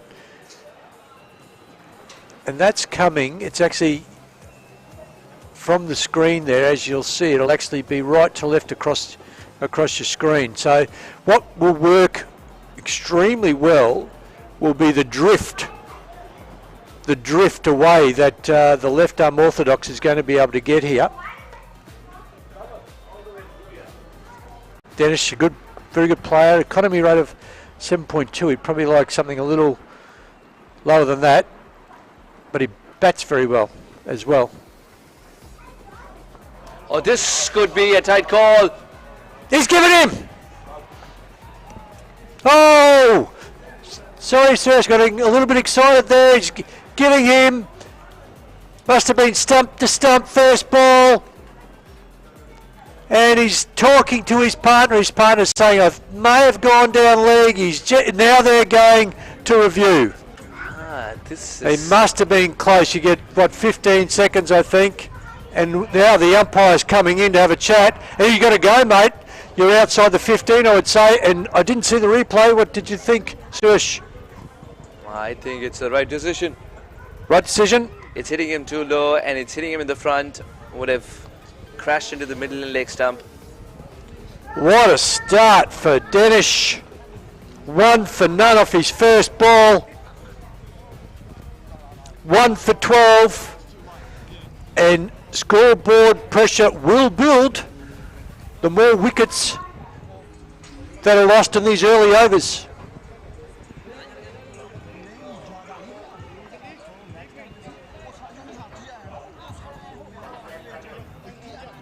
Yeah, struck in front, the review was taken, so now the confirmation's coming through, but by that time Nasser has already found a place in the pavilion. Ali Nasser walks for 1, 12 for 1. Nasser walks for 5 rather, 5 of 5 he was. Bowling, and the value in bowling stump to stump. You miss, I hit. And the left-hander comes to the crease. It's a big moment. Trinidadian or a Barbadian? Anthony Ali. Yes, yes, and looks like Dennis is going to come over the wicket now to the left-hander.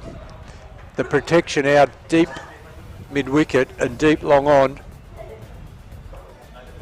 So there's plenty of space. Anthony Ali in 106 runs in this contest, 39 not out, his best. If he can guide his team through,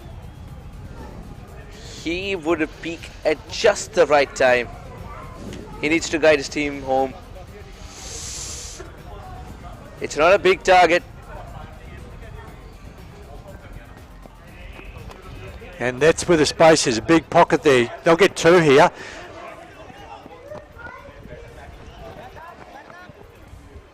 Just dropping it into the onside.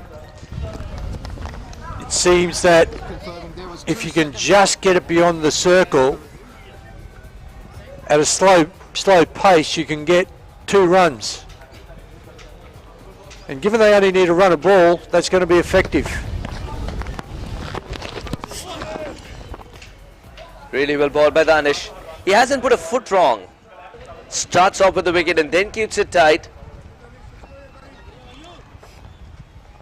Need the wicketkeeper just to stay down, come up with the ball.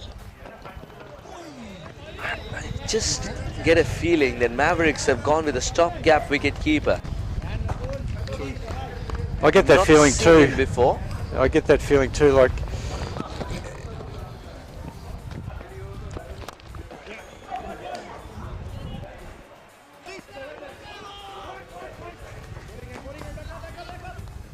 I don't think you want to undervalue the role that the wicketkeeper is going to play, particularly given that the Pakistani Sultans have got such a good wicketkeeper. I think he took at least 2 stumpings and is very effective behind.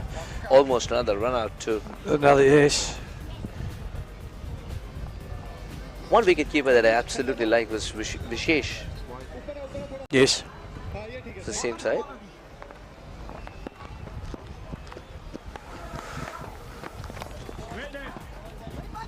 Good work. Good work by the keeper then. There was Prabh as well, who didn't keep wickets this time around though. And 2 overs gone, 15 for 1. Yeah, nice start by Dennis. 1 for 3. Given that 12 went off the first over, that was brought that back nice and tight. A run and ball is what's required. So the Pakistani Sultans are ahead of schedule.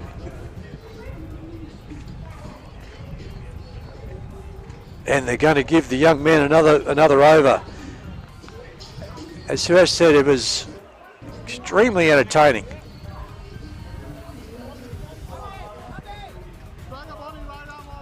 Let's see how he responds. If you're excited, then that's perfect, because Nishad is that kind of a bowler. Up against Anthony now. 106 of 108. The things can get trickier only if wickets fall.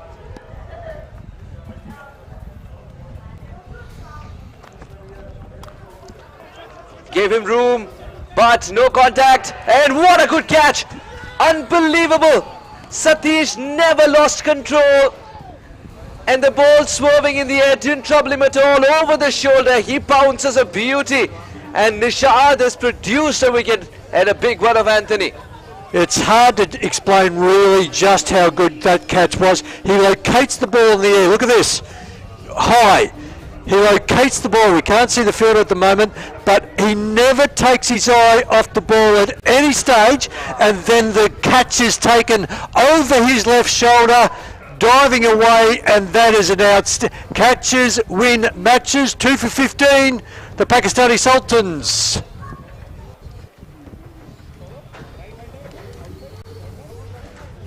Just 2 for Aline. And is there a twist? Is there a twist? Mr. Dependable of Pakistani Sultans has walked out. Mr. Dependable. Salman. Mr. Dependable. Well, there's no rush, Salman, as you know. But the young man has a wicket. 4 matches, 97 runs, and a strike rate of 121.2. I've got a feeling he's going to go short again here. Now, you don't need to do this. Nishad, just stay line and length. This fella's going to get one early too, I have a feeling.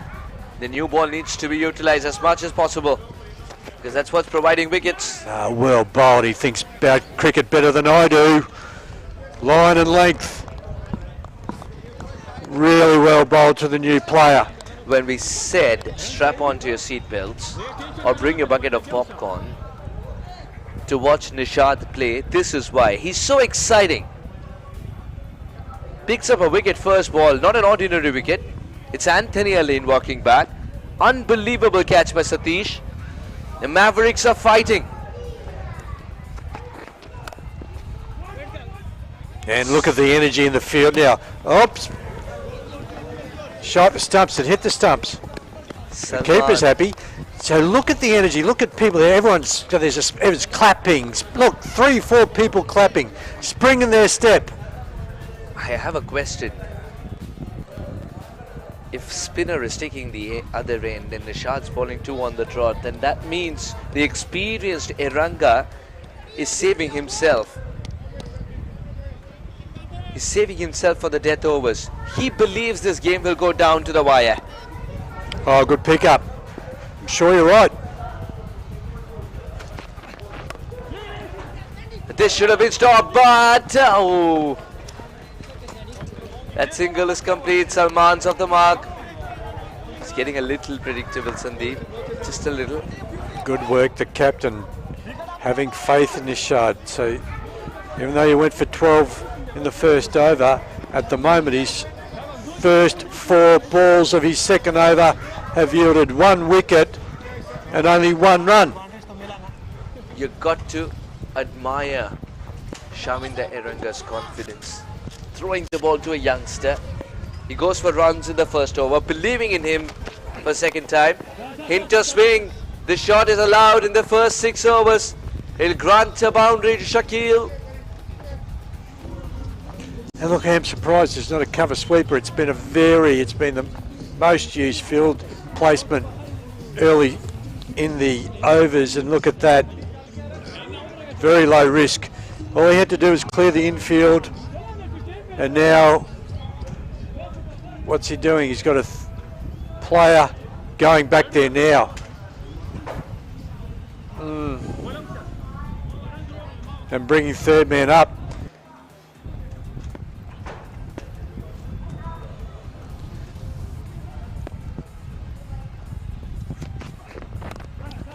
This one was coming back in, but very well played by Shakil. Remember, Nishad's got the swing, but not much space compared to the ones that Salman and Shakil play.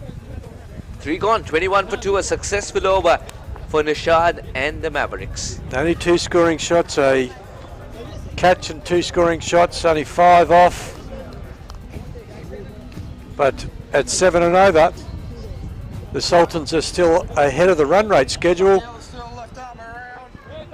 but wickets can still play a part.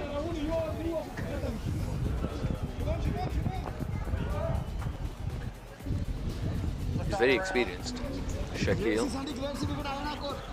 And Salman, of course, is.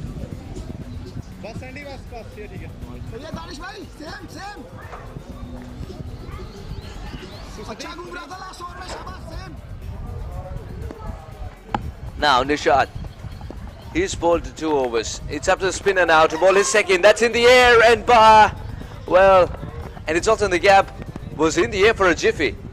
No wonder everybody got excited. Yeah, he opened the blade, and I thought he was. Wait, what does he want here? I thought he was, really hitting that gap, and nearly spooned a catch to cover.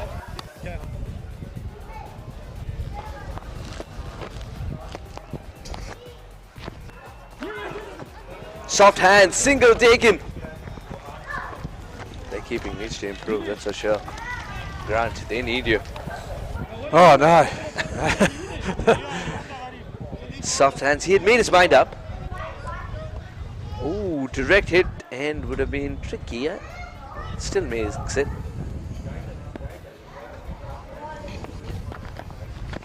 We're back live, but the story continues. Tap and run. Tap and run, it's a great tactic.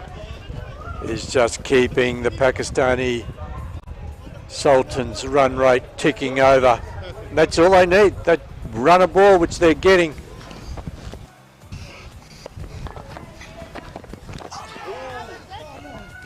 Oh, I hope that didn't hit the edge. Someone needs to go out and just say to the wicket keeper, just stay down as long as you can. Wait till it bounces. Oh, let's go through. This is a quicker one as well. And it's rushing to the ropes. This is not auguring well. They're leaking runs, but they don't have that much to give. The Mavericks.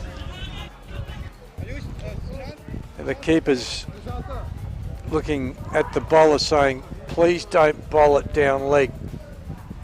And the bowler's saying, yes, stay down as long as you can. Wait till it bounces. Oh, let's go through. This is a quicker one as well. And it's rushing to the ropes. That's close, that's close. Well, the finger that matters, that stays down. Will they go for it? Will they go for it given the situation? No, he calls him back. Because it's getting so much bounce, it's unless it's very full, it's hard to give an LBW, given the steeple bounce that's getting, the trampoline type bounce that the wicket's offering at the moment.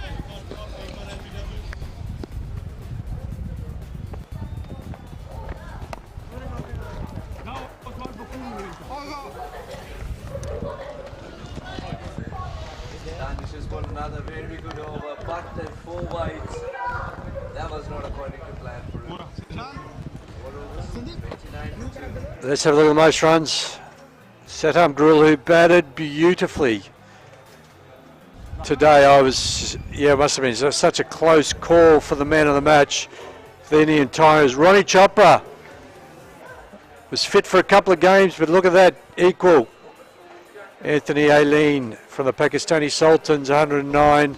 Salman Afridi, also from the Sultans, 99. And Priya Daya Sharma. How did I go then? Was it close? My pronunciation? 98 for the Lincoln Lions. Oh, thank you. I'm trying my best.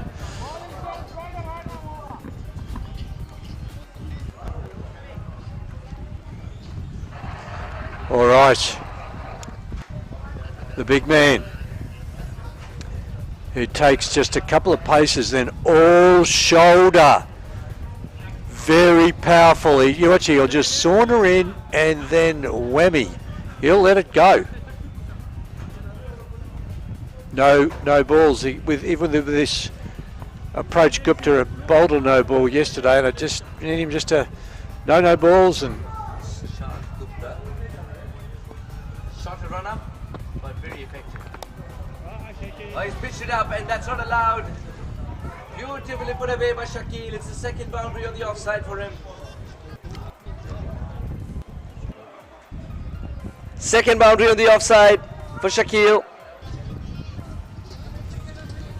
Look at this, he just saunters in, shoulder, but over pitches right in the wheelhouse. Yeah, you can't be doing that. This margin of error is ever shrinking. Let's back it a little bit here.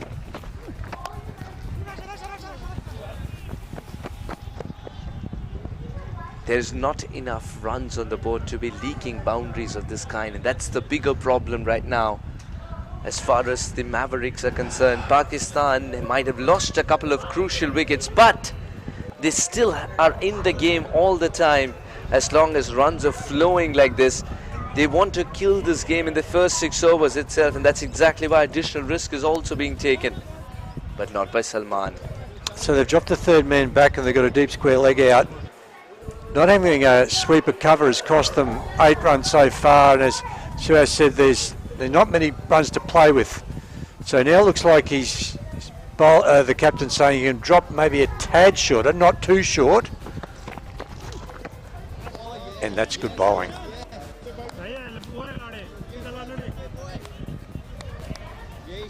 Sushant Gupta called in, had to get a game, suddenly had to put a kit together as well. I assume his bat wasn't in a great position, and then whom did he call? Geet Dillon. He's the doctor of bats, and he ensured that he got a one for playing today. Oh! That was quite a scare.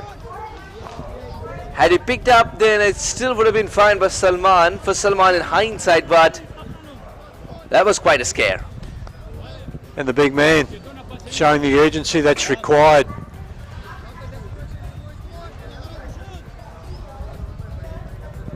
Salman will be eyeing off that deep cover boundary if he over pitches.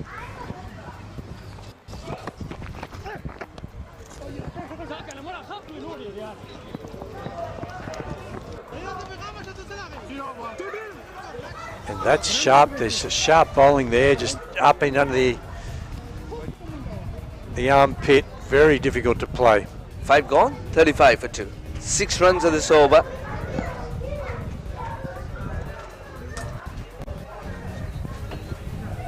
At the same time, Sydney Mavericks were 1 for 29. It was the steady loss of wickets that certainly didn't help the Mavericks. Let's have a look at the most wickets. Fawad Malook, 10 for the Pakistani Sultans, has bowled beautifully in this tournament. Brendan Rose, 8. Parminder Singh from the Canadian Wolves, 6.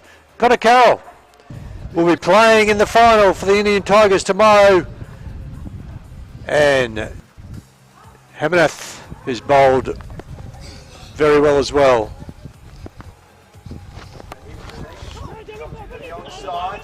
Oh, this could be a run out. Oh, he's missed it. The non-striker virtually shaking hands with the striker on the return. Went to the non-strikers and it wasn't taken cleanly.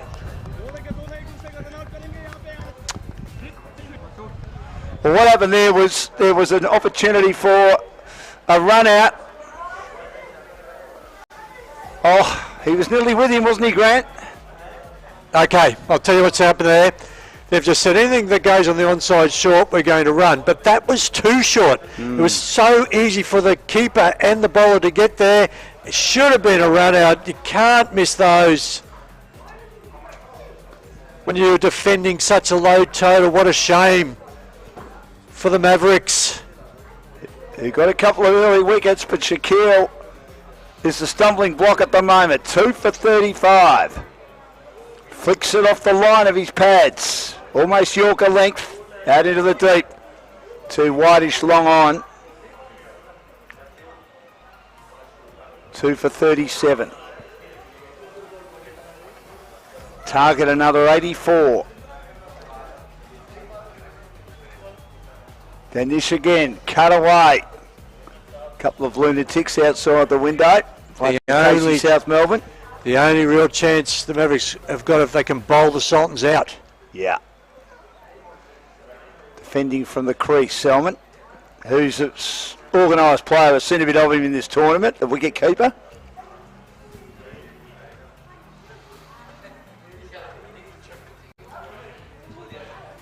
Should have been out then. It's a half chances, Grant, isn't it? Yeah, well, I'm going to give that more than half a chance too, Dan. Like, it needed okay, yep, they're not easy to take on the bounce like that. It needed a good throw over the top. But then even if you can sort of parry it on, after 6 overs, Sydney Mavericks with 2 for 34, the Sultans 2 for 37. So on the strength of that, there's not much between them. But the Mavericks had a slow middle 5 overs and lost a couple of wickets, which didn't help. But they're not getting away from them too badly at the moment, the Pakistani Sultans. Aish, the new bowler. He batted okay with Askesh, one of 2 bespectacled players in this Mavericks lineup. And that's the end of the power play, so we can now have only 4 fielders inside the circle. Run a ball, Grant, 84 of 84.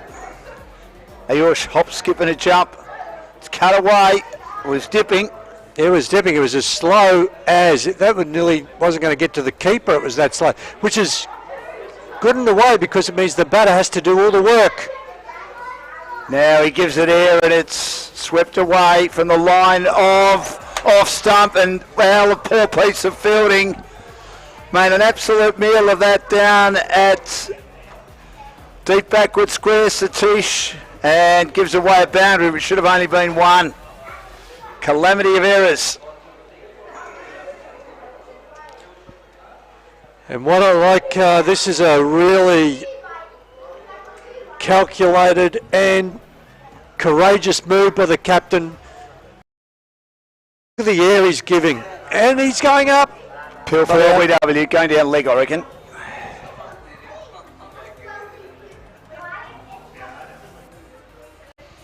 Expecting a good crowd tomorrow, Dan. I think so. India are in the final. So again, that bit of turn.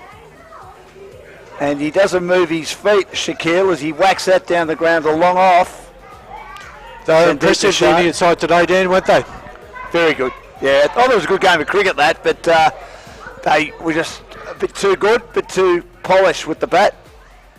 Awkward bowling style. He loops it up and it's swung outside the line of off. Out to the deep again, and another run. Too many runs off this over, Ayush.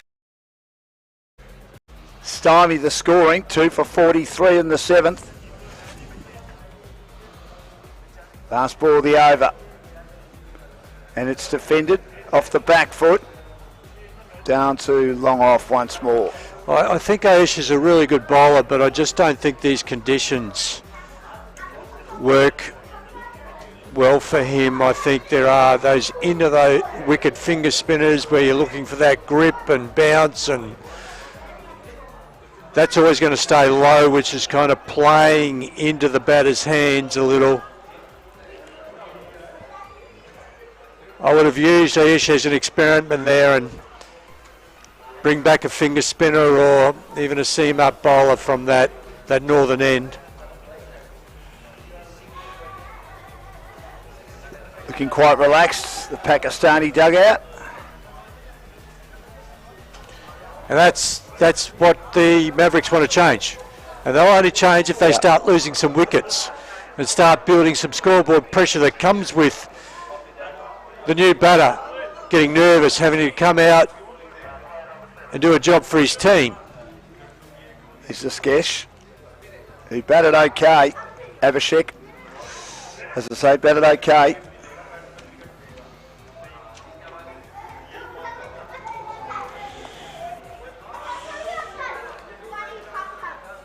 Two for 44, it's advantage the Pakistani Sultans. I would love a bit more from Solomon Maya, the Zimbabwean international, the Mavericks. Who knows, if they get in the final, it might be his time tomorrow.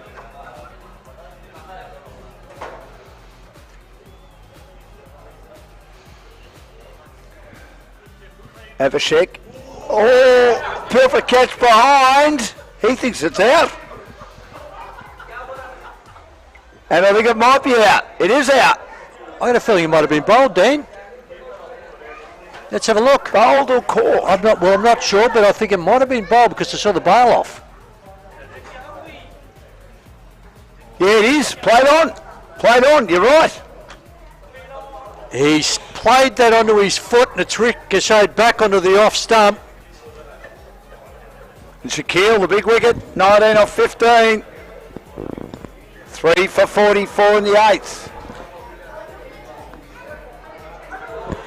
And we have a little twist again. 3 for 44. 77 off 77.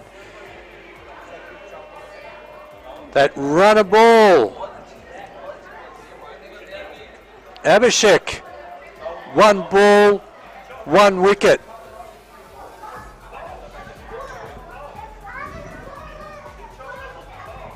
Played on. Handy cricketer, Abhishek. I can see the thinking of the Mavericks captain, just take all the pace off the ball. Down this wind coming from the southeast, right to left across your screen, is really working for the leggy here. He'll give it some drift as well, won't he? Darwood Malik, the new batter. Yeah, Left nice. outside the off stump, well bowled. Nicely bowled. Look at the loop, look at the bounce. Yeah.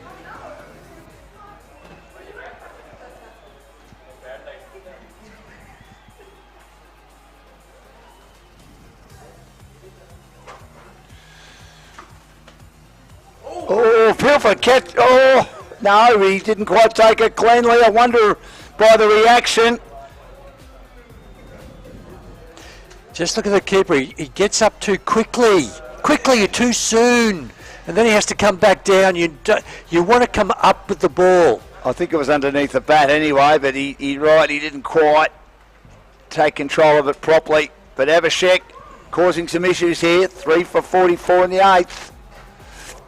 Knocked away on the onside. They won't run. But you're right, Grant. There are some gaps on that onside where they will try and just knock it in that direction. And that is the wickety strength, getting out to that onside. Becoming that fielding option too. 8th over, 3 for 44. Great over this. Pushed away into the onside. And they will get one. But this has been a wonderful opening over by Abhishek. Now let's look at that required run rate. 6.25. You just want to keep pushing that up to 7, then push it up to 8. And keep taking wickets if they can. 1 run, 1 wicket this over. Abhishek stands up. The all-important last ball. To Selman, who's so important. Loops it. Drives it nicely. Front foot forward. The ball was aimed outside the off stump. Played it nicely. They just get one.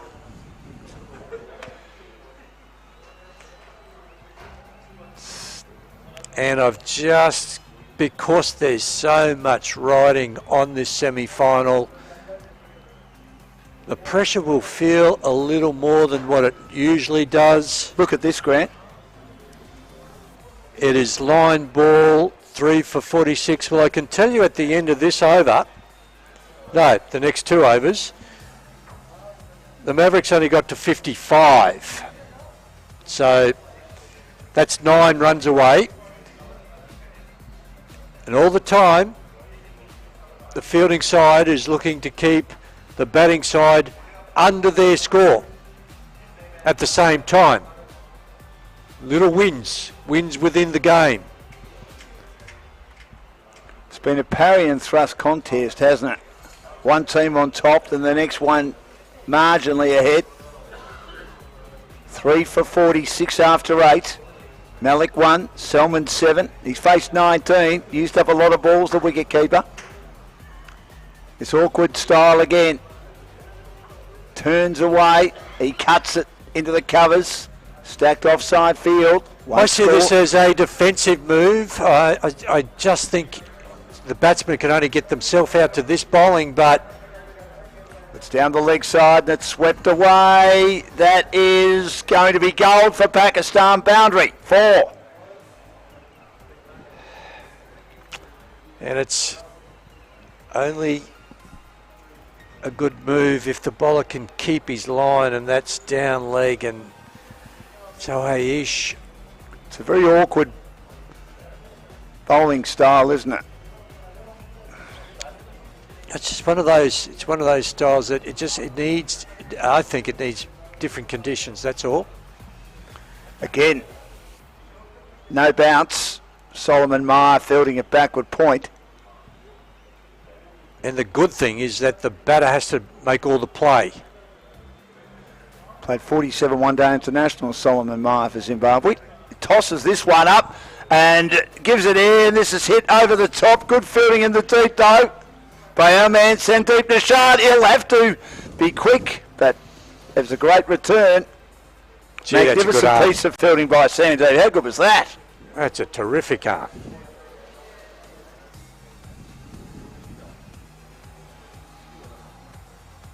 He just wanted to make sure it didn't go for two, and he was quick. Again, just sliding away outside the off stump and picking out the field. He's bowling to his field, Ayush, at the moment. A lot of the balls going to the cover. That one was extremely wide. Too wide. Dragged away outside the off stump.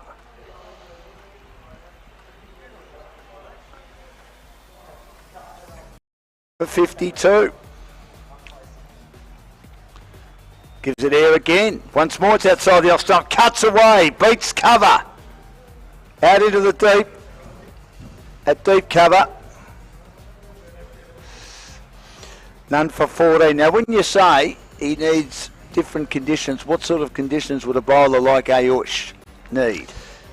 I think he needs a wicket that's coming on. I think he, for him to be bowling that loopy, slow type of delivery, that if the wicket's got a little bit more pace in it, then he'll get a little bit more bounce. Bowling like that, when it's loopy like that, he'll get some more bounce. Because this has this particular wicket has a fair bit of moisture in it, and it's got more that slow bounce, I think he just becomes a little bit too predictable. And once Malik and Salman get in, they'll actually start hitting those gaps. And we're only defending, it's one run a ball is all that's required. Just over one run a ball now. Here's Askesh again, and right on line with a looper, and then it dips, and Malik plays into the covers. He's on 2. This comes in, and he manages to go on the back foot and force it behind square. Meyer. 3 for 54. 67 required as we approach the halfway mark. Abhishek 1 for 3. Doing his job again. Playing across the line is Selman, who's going at just over 50% strike rate. Shaminder Fields. Yeah, he played across the line because he was beaten in flight. He threw that above the eye line, and that's where you want to be to tempt the false stroke. 13 of 24. Again, well bowled. Right on line, defending with respect to the offside. Okay, so after 10 overs, the Mavericks were 3 for 55. They're on 3 for 55 now, the Pakistani Sultans. So let's see what... Abhishek again, gives it air, and once more, Malik checks his shot, and Shaminder in a short straight mid-wicket position, cuts it off. Two more dots and we're exactly line ball at the same stage. Abhishek again, it's down the leg side, it takes the outside of the bat, and it's caught! Oh, what a meek dismissal for the Pakistanis! He can't believe it! Selman can't believe what Malik did then. It was a full toss, and it might have fallen out of Abhishek's hand. I don't think he meant that. and it's taken the outside of the bat and surprised Malik, and he's just spooned it away into the onside. 4 for 55 now, Pakistan. And Abhishek 2 for 4. Let's take a look at this. Outside leg, he looks to turn it, but he gets to the ball too quickly. Picks out the only man in the circle on the leg side, and the scores might be the same, but the wickets aren't. 4 for 55 after 10. Bowling beautifully, Abhishek. 2 for 4 from 2. Pinning down the two batters. Malik 3 from 11 and Selman 13 from 24. Now this is an interesting move. This is the man that got them home the other day, Davis. And we know he's a good player. Got 21 off 6 the other day. Looking at the worm. And as Grant said, it's virtually line ball. Certainly with runs it is, except there's one more wicket in hand for the Mavericks, who ended up making 120. A bit of a battle for them to get there, but they somehow fossicked their way to 120. And are still right in the contest. But Davis, former under-19 player for the West Indies, who picked a very inexperienced team for the upcoming Test series against Australia in the new year. 33 runs in the series so far, and the tournament so far, 21 not out. That innings I spoke about a minute or so ago. And straight away it's a sweep. Beginning a new over. The fielders run onto it from deep backward square. Took the pace off the shot, Selman. So they managed to amble through for 2. Ayush with this loopy, slow style of bowling. 15 off 25, Selman. Davis yet to score. 4 for 57. Game's on a knife's edge for Landmark Investments. Hop, skip and a jump. It's pulled away. This might be another wicket. No, it's on the bounce. Out to deep forward square. Abhishek does the fielding. And it threatened to be a bad bounce for him. We've seen a couple of those today. 4 for 58. We're in the 11th over.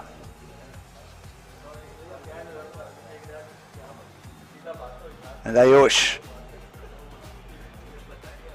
with this almost stilted delivery stride, the way he bowls, but it can be effective as he loops it up, generally aims outside the off stump to bowl to his field.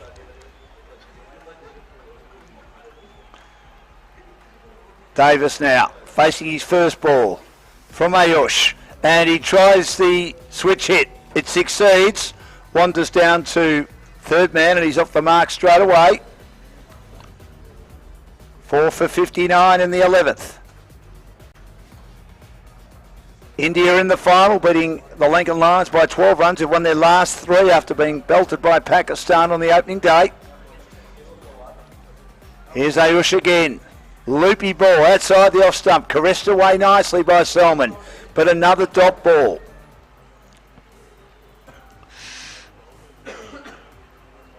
Selman Afridi, 16 not out, 57 Norton 40.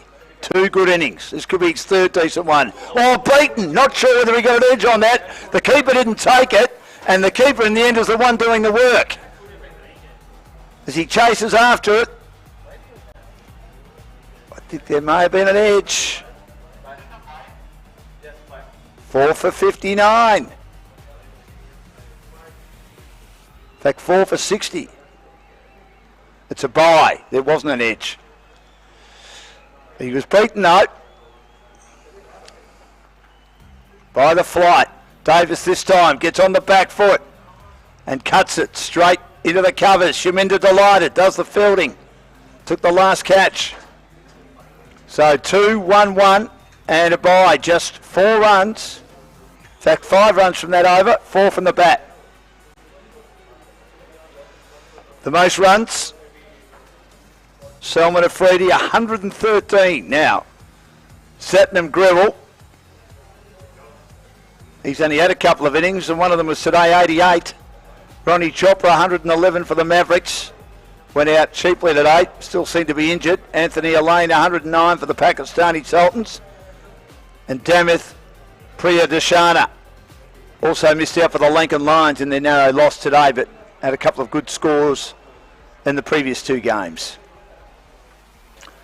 So we're into the 12th over now. 4 for 60. Abhishek 2 for 4 after 2. Davis 1 from 2. Selman 16 from 28. Abhishek doing a great job. Comes back in. Tapped away into the offside. The field is reasonably deep and maybe slightly reactionary there, allowing a run to be scored by Selman, who's made 17 off 29.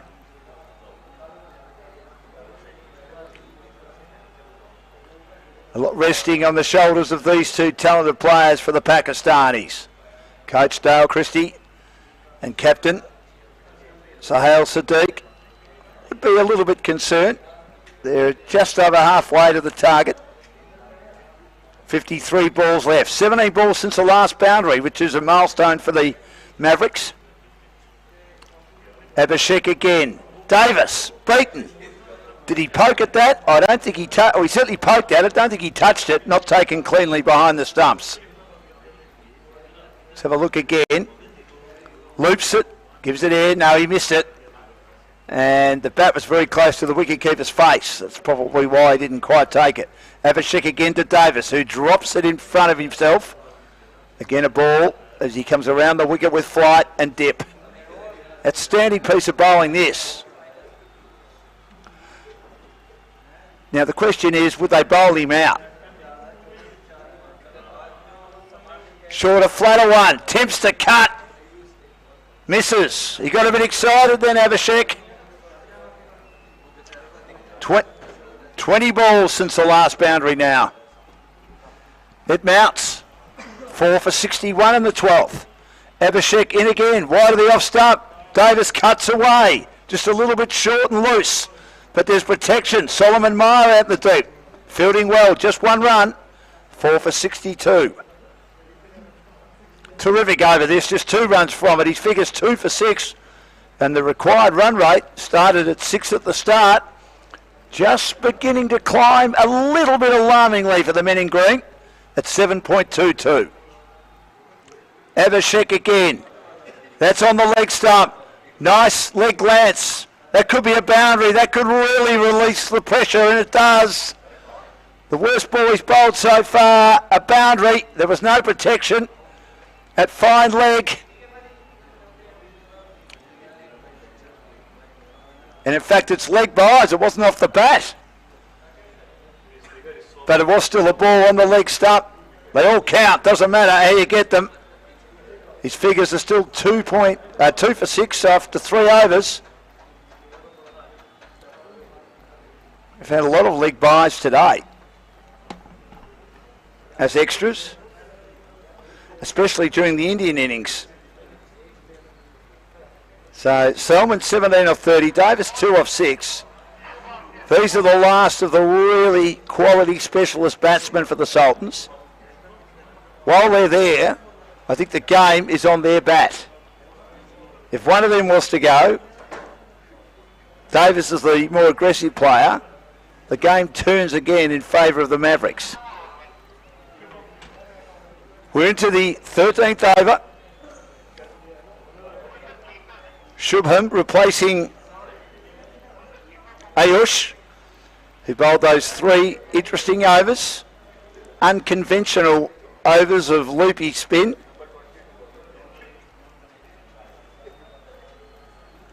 And here's Davis now, ready to face Shubham, who got a start with the bat but didn't quite go on with it.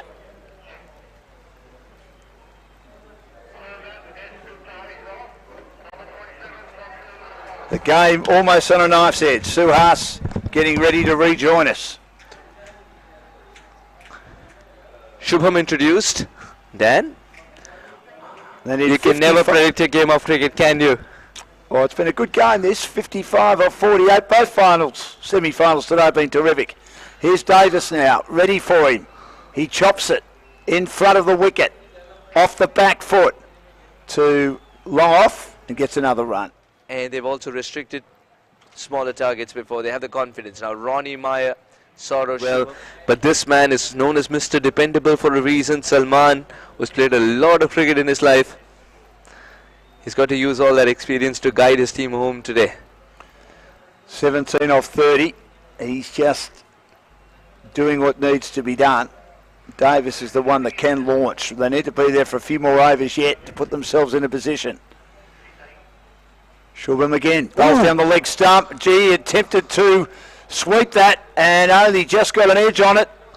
I think only just got an edge on it, not taken cleanly by the keeper. That's another catch put down. Yes. That's a catch put down.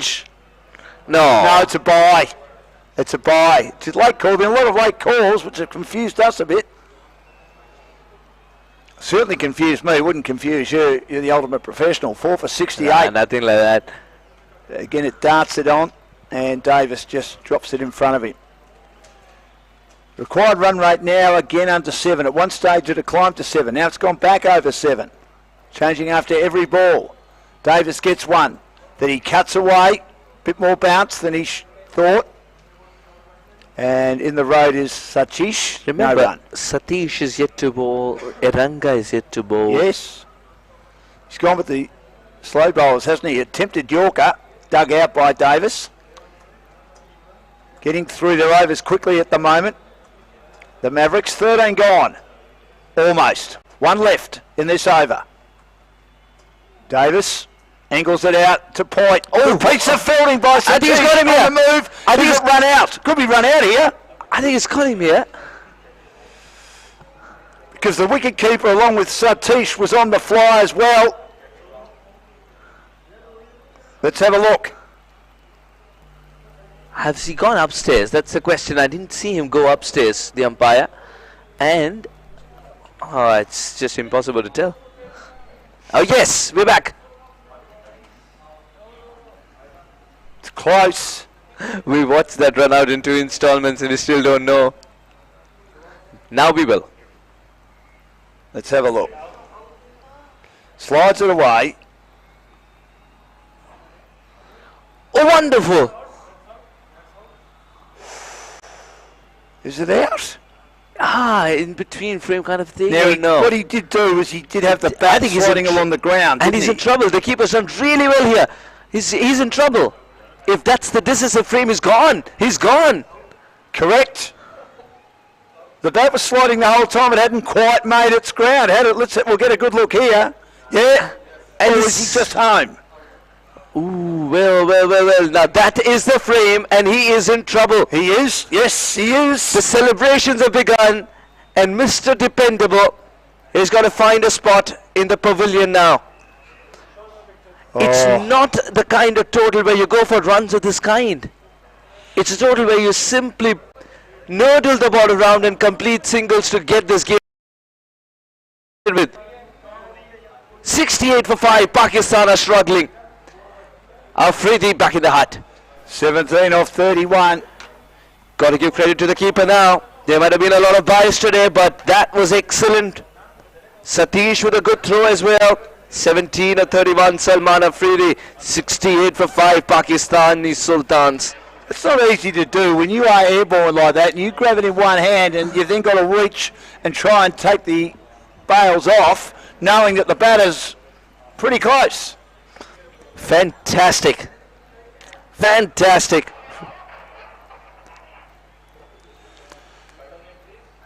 So Reyes is the new batter. This is complete harakiri from Pakistani Sultans. What should have been a straightforward run chase, it never has been.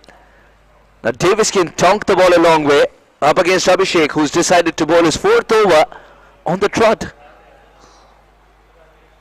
Gee, you wonder if they get over the line, he might get man of the match. I saw him before, as I told you. I saw him a bit earlier. Yeah, 19 with a bat in hand as well. Yes, he was very handy, wasn't he? Just did his job. Anything 2 for 6. Loops it.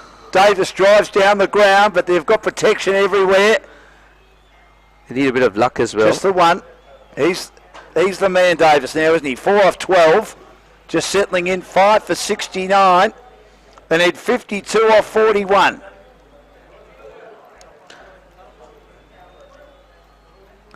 Mudassar Reis.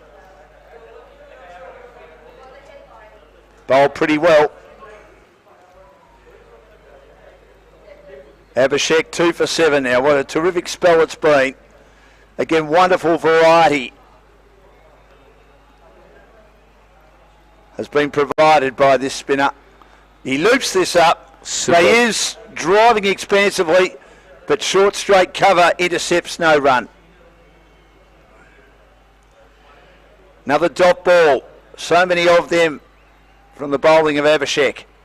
Again, comes back in. I reckon bat onto pad. He was pretty keen. I'm sure bat was chopped onto pad. As it came back in, and the umpire agrees with us. Wasn't that a close call? What did it hit first? Didn't read the googly. Oh. Yeah, I think it was bat first.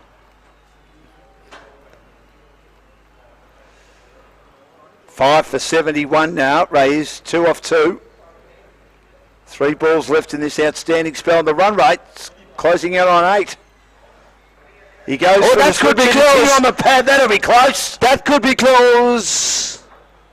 the keeper is trying to convince the captain, and the captain's gone up. The captain's gone up. Sherry, the wicket keeper, he's on fire, isn't he? Wanting to go for a reverse sweep. Oh well, I think he's in trouble. Oh, I think he's in real trouble. He's in real trouble. That was in line. Oh, the ball had a considerable distance to travel, remember that. Back leg, though. It's a back leg. You're right, he was outside his batting crease, wasn't he? From this angle, it looks ever so close, but when you look at the side on, the ball had some distance to travel. He's trying to tell him that it's back leg, but Rory negates the roar. Look at Sherry pointing at Arenga. Go, go, go, go, go. Sherry wanted to make sure that Arenga knows that the countdown is on. 15 seconds is all that they get. Before that, they should decide if they want to send this decision upstairs and very politely ask the umpire to do so.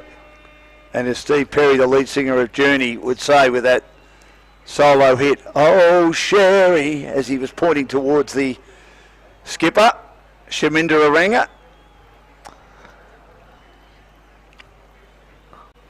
This is a team. Vital. This is a team that lacked some of the main players, the key players for a big semi-final. But this fight back will instill enough confidence in them that if they get past this hurdle, anything can happen in cricket and they can be champions too. Was it outside the line? As well as him being forward, looking at that again now? He was forward, yes. Yes. Well, this is a very, very close call. Arenga is asking, give me some time to breathe. Let me think about it. Not out. Not out, signaled. Great decision. You'd feel really good, I think, if you gave a decision like that, which was line ball. True. And it ended up being correct. It had, you know what, impact might have been in line as well, but it had a long way to go. He's shaking his head, Abhishek. Got to forget about it now. It's gone. They still have a review left. They do. 5 for 71. Because this was close, perhaps. Another magnificent over. Just 3 runs from it. 2 balls remaining. Davis 4 off 12. Reyes 2 off 3. They've got to try. I just get a feeling that Abhishek's getting a little predictable. It needs to increase the pace. He swings this one, Reyes, and he finds a boundary. That's exactly what they needed through mid-wicket. You're right, Suhas. In the hitting zone. Needed to be better. He needed to be quicker. He was too slow. And getting a little predictable as well. And that's exactly why it became easier for the batter to put that away for 4. Much needed boundary for Pakistani Sultans. And that adds insult to injury for Abhishek after just missing out a wicket in the previous ball. Loops it. Reyes digs it out. Down to long off. Some valuable runs in this over. The last over doesn't go according to plan for Abhishek as the finger that matters stayed down throughout the appeals. 4 overs. His 2 for 14. Abhishek's figures 14 overs gone. 76 for 5. So 7.5. They need 45. They've still got Davis and Reyes there. And he'd be happy with that. 14 dots, 2 for 14, economy 3.5, an outstanding spell. He batted steadily. He's a very important member of this team. Brilliant economy, 3.5 at a time when the run chase was about 1-1. He needed to be at his best, and that's what he was, Abhishek, with the ball in hand. With the bat as well, provided valuable 19. A little slow, but it's required that... Well, he's not a hitter, is he? He's not a hitter. He's just not a natural hitter, it seemed like. But it's a little slow, but that's exactly what the team required at that stage as well, with wickets falling. If not for his innings, I feel like 5 for the Mavericks would have tossed up by Shubham and driven fluently into the covers. Solomon Meyer. Great to have all these ex-international players playing in the tournament. Solomon Meyer, as we mentioned, being another one of those. Averaged just under 20 at his 2 test matches for Zimbabwe. 44 or 35. Davis and Reyes has chased this down so many times, but today is a different day. Reyes doing his job, though, 8 from 6. Davis ready for Shubham. Short. That's in the air and taken. There comes the 6th wicket. Shubham's amongst the wickets too, and this time it's the big hitting Davis who departs for 4. He was struggling today for 13 deliveries. One that pops up a little more has got rid of him. Wasn't the greatest delivery in the world. It was just a little better than a half tracker. And it was loose as he chopped it away in the air and dangerously. Shateeth has fielded well today. He hasn't been used with the ball, as Sir Haas mentioned. And that was a terrible shot. Top edge, slicer. Shateeth saying, pretty happy about that. Takes the catch, throws it in the air gleefully. Davis gone. Pakistan for mine just hanging on. 6 for 77 in the 15th over. Malouk coming to the wicket now.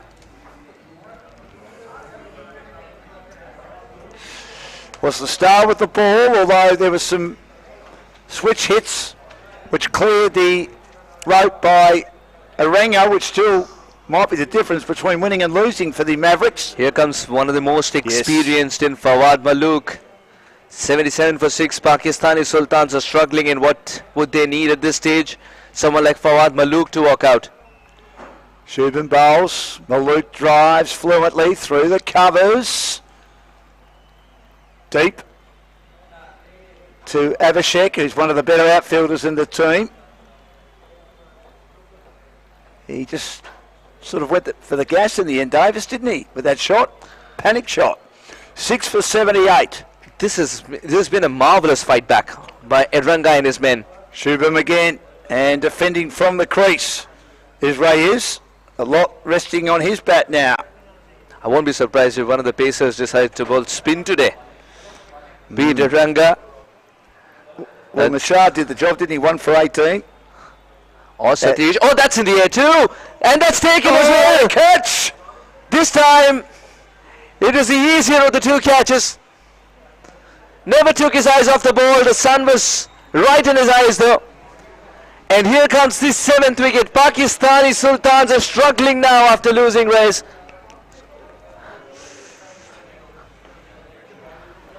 Well, terrific fielding. Caught a backward point. And Reyes sort of almost got York then as he got the bottom of his bat. Drive it away in the air and an excellent catch. Their fielding has been generally pretty good. I think it's been slightly better than Pakistan, which might be the difference. They're a long way away from it now, the Sultans. 7 for 78. And Shubham, 2 for 3. Great catch. Danish took it comfortably in the end, as you said. So Kartak and Maluk are the two now with the job of maybe trying to steer their team home. 2 runs and 2 wickets in this over.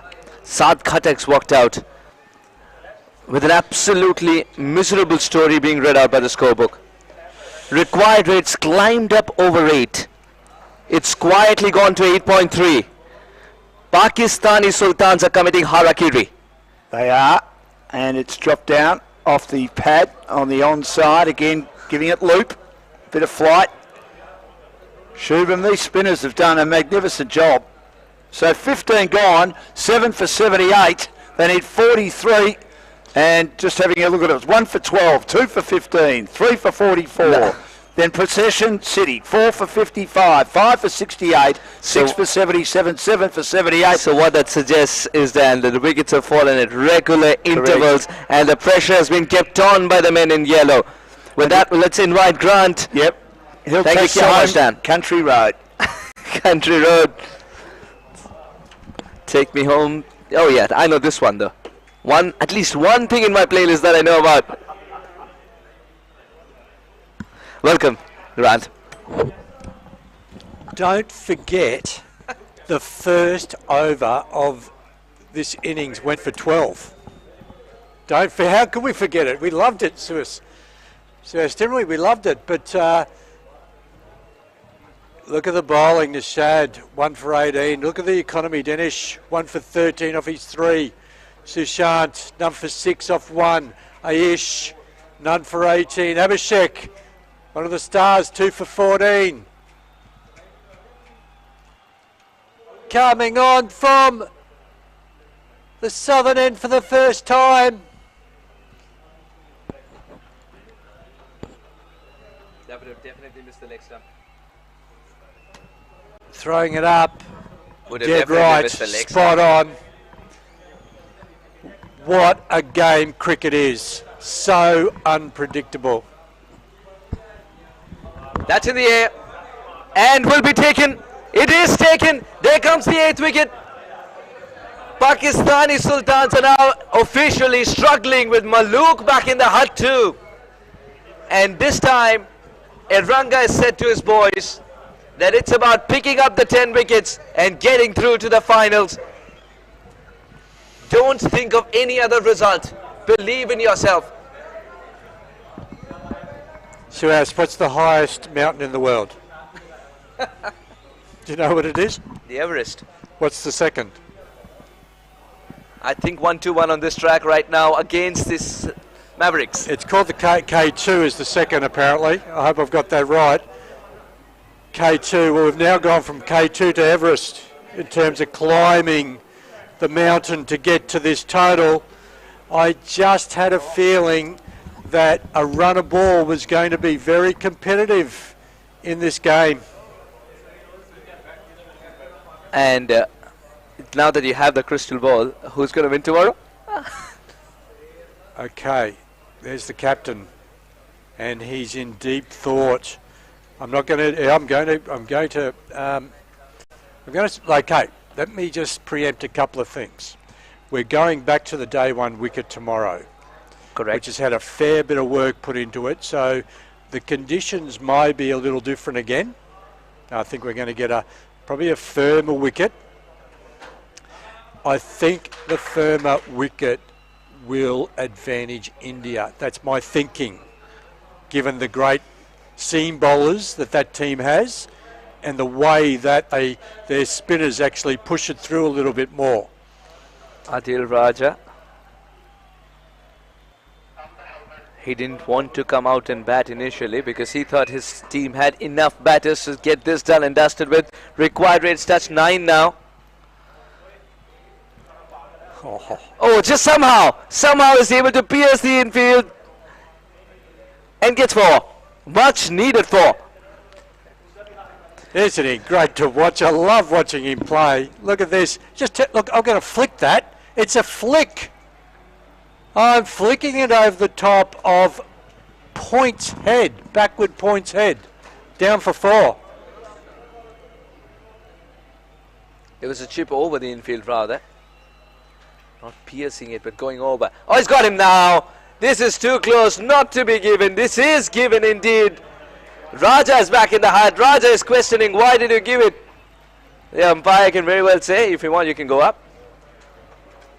Have they still got appeals? I think they may as well use them if they have. They've lost their review, so he has to leave. They've already had one review decline, so he has to leave. Let's take a look. Oh, that's out. I think I'm happy with that. That's out. It was just too close not to be given. He was a corner sitting duck. Adil Raja goes for 4. Pakistan just a wicket away from being eliminated. 82 for 9. Really good captaincy.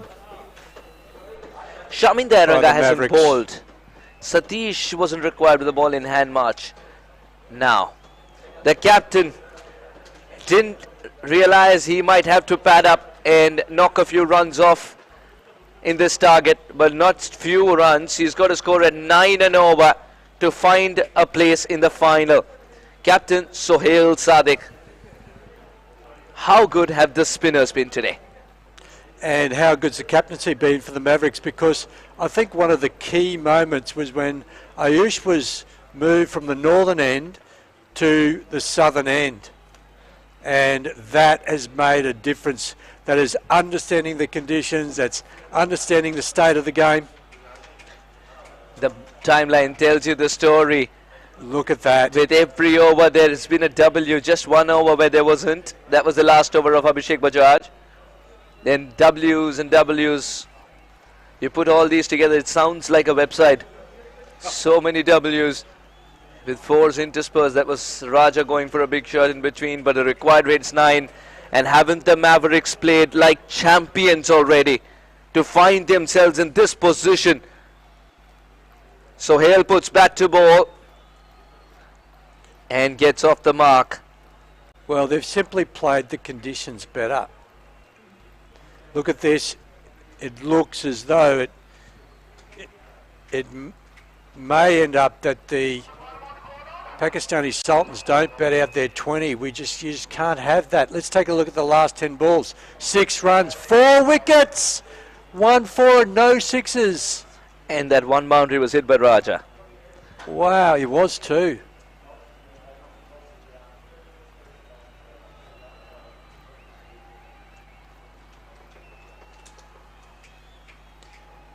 So it comes down to Sadiq and Kadak.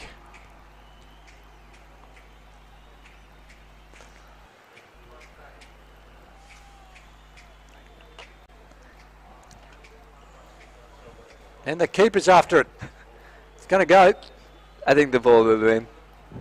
The keeper was running full throttle. Yeah, he's got plenty of energy. The Pakistani Sultans are finding the boundaries. Katak needs to provide the runs. He's the most recognized batter compared to the two as well. He spoke about it was 6 runs and over. Keep pushing that run rate up. And even with more wickets in hand, now there would be plenty of pressure on the Pakistani Sultans at 8.5 off 4. Real spring in the step of the Sydney Mavericks, and you just can't let's have a look at the bowling. 2 for 18, 2 overs, 1 for 18. Shubham, 2 for 3. 2 for 3 off 2 overs. What a bowling performance. Except for Shubham. Sushant. Everyone amongst the wickets. Nishad was the pacer after that. Spin, spin, spin all the way. 34 or 24. Still possible. We've seen magic happen before.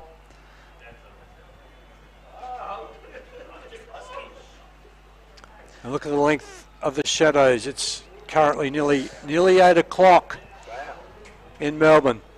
Look at that beautiful sun setting in the west. Oh, that's missed by the keeper. So many byes today, but that one run out, I think he's made up for all those byes with that one run out of Salman. You can never complain about the energy shown. Oh, he's pulled up lame. He's thrown himself, the keeper, look at him, hobbling back into place. The keeper does such a job around keeping energy going in the field. Well, that's certainly been the case. Can't get the run. You've got to give credit to Eranga. I mean, he's marshaled his troops with minimum resources today. Oh, absolutely. He's bowling changes. He's swinging your bowler from the southern end to the northern end. 33 or 20, getting tighter. It's the third time he's tried this, and this time he did just enough to confuse the keeper, and it's going to run away for 4. Yep. Now that I've got to forgive the keeper there. When the bat's flying, and at that stage, I think the batter would have gotten in his line of sight. Let's have a look. We'll see. I think these are wicket here. This is the LBW. No, that's full enough and coming back enough for mine. I'm happy with that decision by the umpire. The keeper Sherry will have a newfound respect for all wicket keepers after this game. Absolutely. Grant, you can go and introduce yourself gleefully. As I am Grant, the keeper and a commentator. I mean, it's not an easy job. It's not an easy job with the batter obscuring, with the bat's outside edge suddenly taken. You need to know how to decipher between a bat and a pad. 17 gone, 93 for 7. I'd have to say, the good keepers are the ones that you barely notice. And they take the routine dismissals. As much as I love... It's a bit like umpiring. You only notice when you make a mistake. Exactly. And I really love this keeper, but we certainly notice him.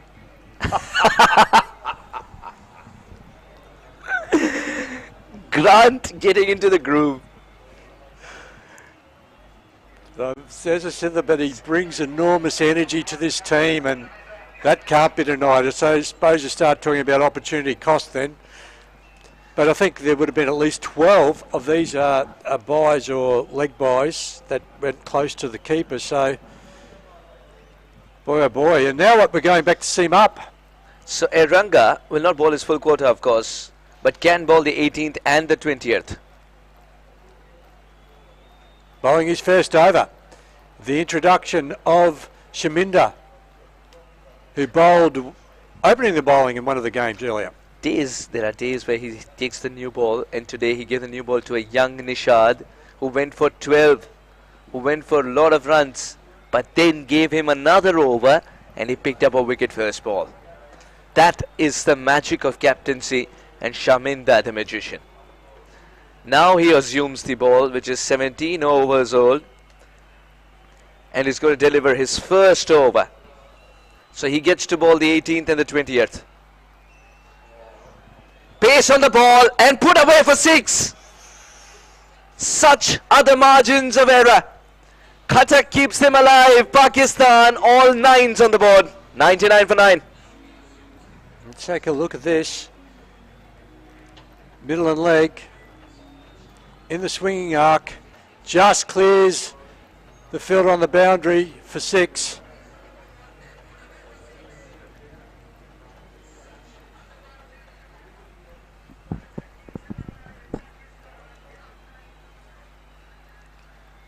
Oh, has followed the batter. That seems to be working today. Happened in the first game as well when Solomons was followed. The Indian bowlers did well. It's important to keep well. We've underlined that so many times. But to Shaminder, the pacer, the ball will thud into the gloves. Oh, this team, I tell you, deserves a documentary in itself. If they win this game. The Sydney Mavericks. 100 comes up. Sorry. Wouldn't you love to have a just another one, a wicket or two in the shed? He's targeting the stumps. Shaminder very clearly targeting the stumps, trying to provide that extra bit of pace as well. You can just feel there's another little twist in this tail. And that is? I think a couple of good over, one or two good overs, and then we're going to start saying, hang on, it's K2 again, not Everest. He's done well there. He's done well by putting a palm out. He's offered the glove to it, and that stopped 3 crucial runs, perhaps 2 in hindsight. Yes. No, it's still 3 because it's a wide delivery as well, right? Look at his ringing his hand. He's got that right on the end of the finger. He's still ringing it, the keeper. He's not used to it. Remember that. He's not used to the ball thudding into his gloves, let alone leaping like a jaguar to try and stop a delivery, running away for 4.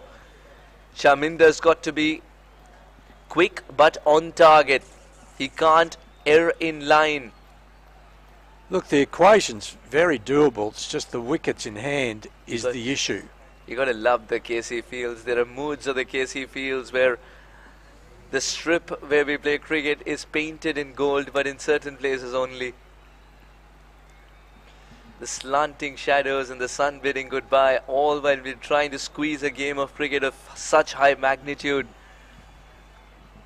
How can you not fall in love with the Aussie Cricket League 2023, brought to you by Landmark? Even dot ball is worth its weight in gold. Kadak, yes, he missed his opportunity there because it was a full toss on leg. So had he stayed in his batting guard on middle stump, he could have easily just tagged that around to the fine leg boundary.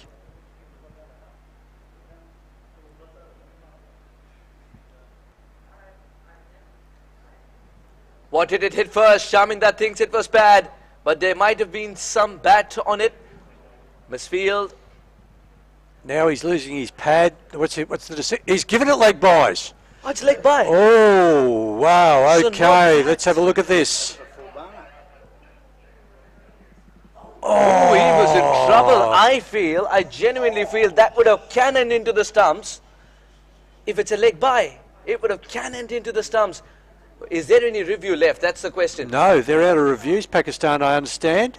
So this is full toss. No, I'm talking about the Sydney Mavericks. Do they have a review left? Because that could be the full stop to the game. They have reviewed it late. And have they reviewed it within the 15 seconds? Or They have. Oh, they have. So this has gone upstairs. This has gone upstairs. It's now with the third umpire to decide. If this was straight enough, the fact that it was a full toss, this tells you whatever the ball had to do, it had to do in straight lines. There's no trouble with height. There's no trouble with height. And I can see off stump for mine that is absolutely out, game over. And the finger has gone up. Mavericks have won this game. Somehow, just somehow, the Sydney Mavericks have pulled off a heist against the dominant Pakistani Sultans. That's what they've been throughout the tournament, but not today. Sydney Mavericks. The youngsters got a part to play in it too. Mavericks find themselves in a grand finale against all odds.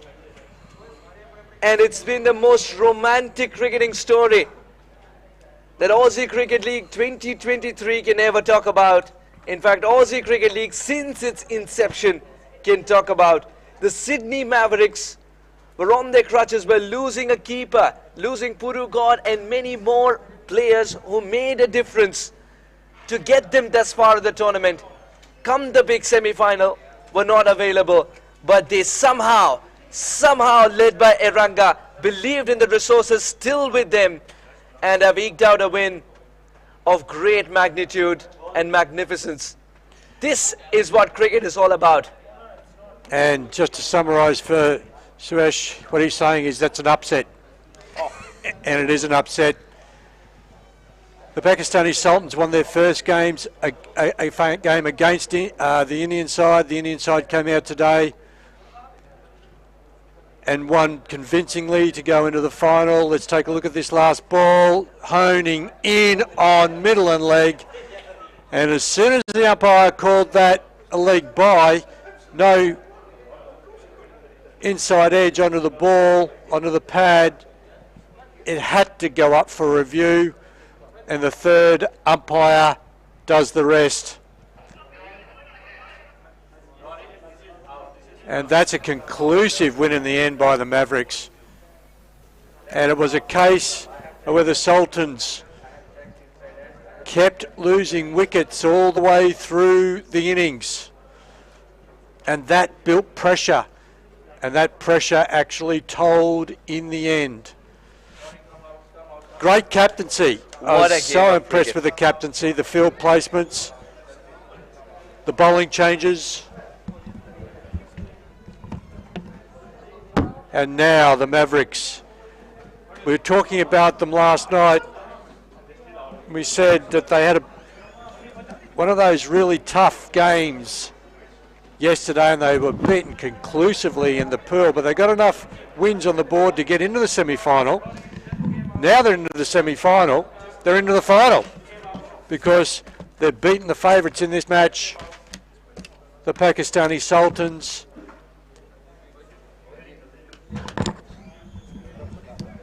And Dan Lonergan,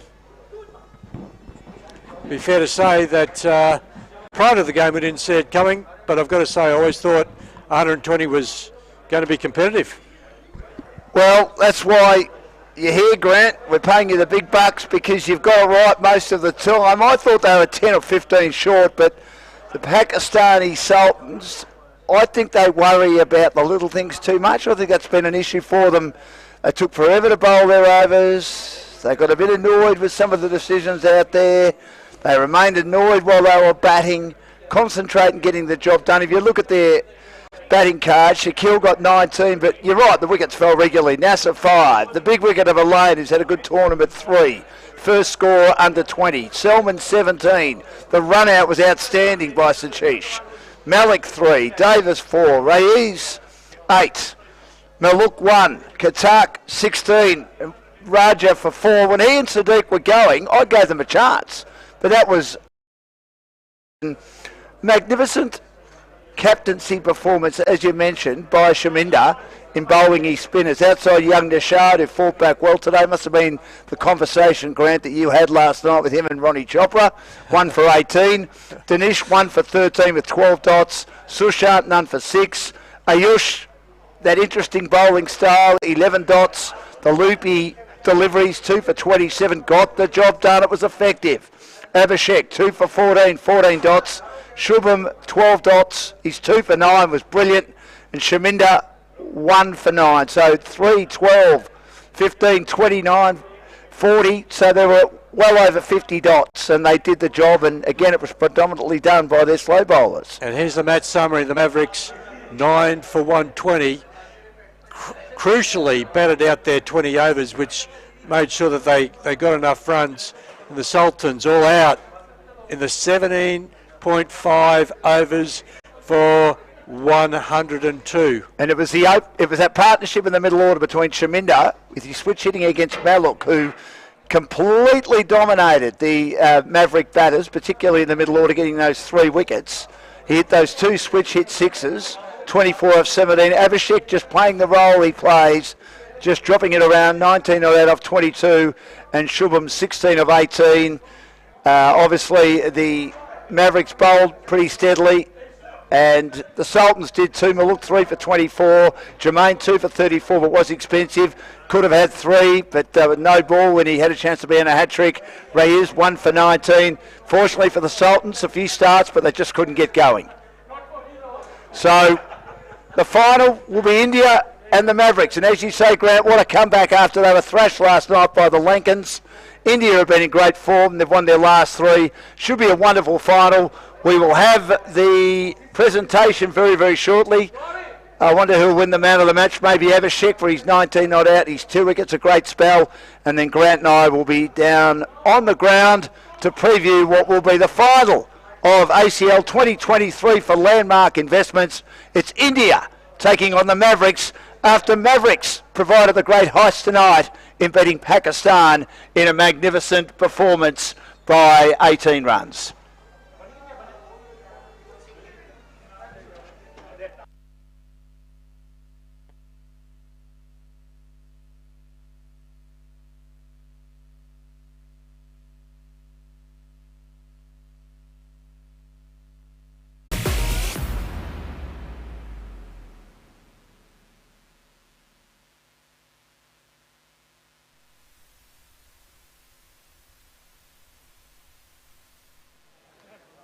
An incredible game of cricket. Sydney Mavericks versus Pakistani Sultans. It's a game that never be forgotten. Never.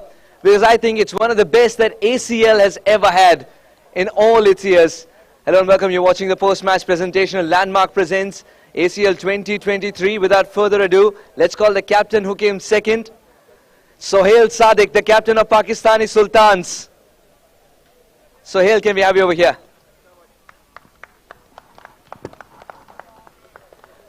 Well, hard luck, but 120 at the halfway stage, you surely had the batting prowess to get there. I think the runs was, just the power runs on this wicket, this type of wicket. Credit to them, they played well. They kept us under pressure. We played a lot of dot balls. I mean, there is no excuse. We should have batted better. We should have bowled better. We could have, got them from 5 to 64. They should not have crossed 100. But I'll give them credit. That was their day. You bowled exceptionally well, I thought, to restrict the opposition to 120. But when it comes with the bat in hand, were those crucial singles required when it was half a chance? Because the total wasn't that big to go for crucial singles like that, risky ones. Well, that happens in a pressure game. It's a knockout stage, and they kept the pressure on. I thought we could have batted a bit more intent. We could have scored some more runs in the power play, but it is what it is. Credit to the boys. We played very good cricket. Absolutely. We got to the knockout stage. I'm really happy with the squad. Really happy everyone, put in their efforts. They did well. Credit to the boys even to making it to top 4. Someone who's been a part of ACL ever since its inception, now that it's grown so much, you're realizing the level that it's getting to as well. Games are not getting easier. Well, it is intense cricket. You can't relax in any game. You have to be on top of the game all the time. You have to be ahead of the opposition all the time. You can't just relax in any stage of the game. I thought, even we could take it to the last over. There could have been different result. We don't know. Because this is a kind of cricket when anyone panics, they fall behind in the game. So I'll give them full credit. They kept the pressure on. They bowled well. And good luck to them for the finals. Well, hard luck today, but all the best for the next season. Thank you, Sohas. Sohail Sadiq, you could sense that he's gutted, but he still gave credit to the opposition. That's what ACL is all about. Camaraderie at the end of the day, cricket triumphs. Let's speak to the winning skipper, Shaminda Eranga. Sydney Mavericks pull off a heist, and here's the man who led it. Shaminda, a lot of master strokes from you. Firstly, giving the new ball to the young Sandeep Nishad. What was going through your mind at that time? Yeah, actually, I was very happy with scoreboard, which way our first innings. But I had a good plan, a good feeling with our spinners as well, because 100% wicket helps to spinners. So they did really well. So at the same time, I don't want to start with the bowling. So I use young Sandeep. So I think it works. I mean, it's just a story in itself. He goes for 12 runs. Wasn't a good game for him last time. Doesn't know. It goes to bed thinking might not be in the side itself. And the captain trusts him. I think that is the transformation that we talk about in ACL. Having said that, 120 at the halfway mark. What was your thought at that time as well? Because at one stage it looked like you're going to fold below 100. Yeah, that's true. But with our team plan all the time, we were positive things, because when we put the pressure with the good bowling of line and length spinners, we made a wicket as well. So plan works, and it helps. We took 100% everything with, and at the same time, we had a huge plan using our paces when we need to cut down some runs with the run rate. Let's face it, yours was a deflated side today, with many of the heroes who've got you thus far were missing. But you did not flinch an eyelid and said, this is what the resource I have, let's use these resources and pull off a win. How did you mentally prepare the boys, especially the keeping aspect? Yeah, that's true, because we had a good chat after losing yesterday game, and everyone's agreed to give 100% on this game, because this is our last game in this competition. If not, so I think amazing effort as a team. This is the beauty of the cricket as well. Absolutely. I'll tell you what, you were one of the best captains, of course, with today. And all the very best for the grand finale tomorrow. Thank you very much. Shaminda Eranga, the winning skipper of Sydney Mavericks. And the draw tells you that it's a story to never be forgotten. This game is etched in memory forever. Let's give away silverware, the Player of the Match award. Check of 500 AUD. I request Mr. H.S. Sandhu to give away 500 AUD to our Player of the Match. There were a few contenders, of course, but there's one man who's redeemed himself with a performance excellent with the bat in hand, because he was slow, steady, but that's what this surface required. That's what a magnitude of game of this kind required. 19 or 22 with the bat in hand, and crucial 2 wickets with the ball. Abhishek Bajaj, where are you hiding?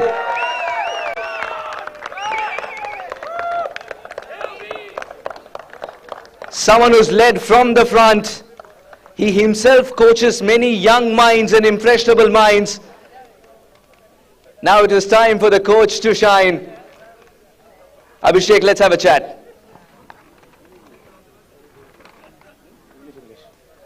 Congratulations, firstly.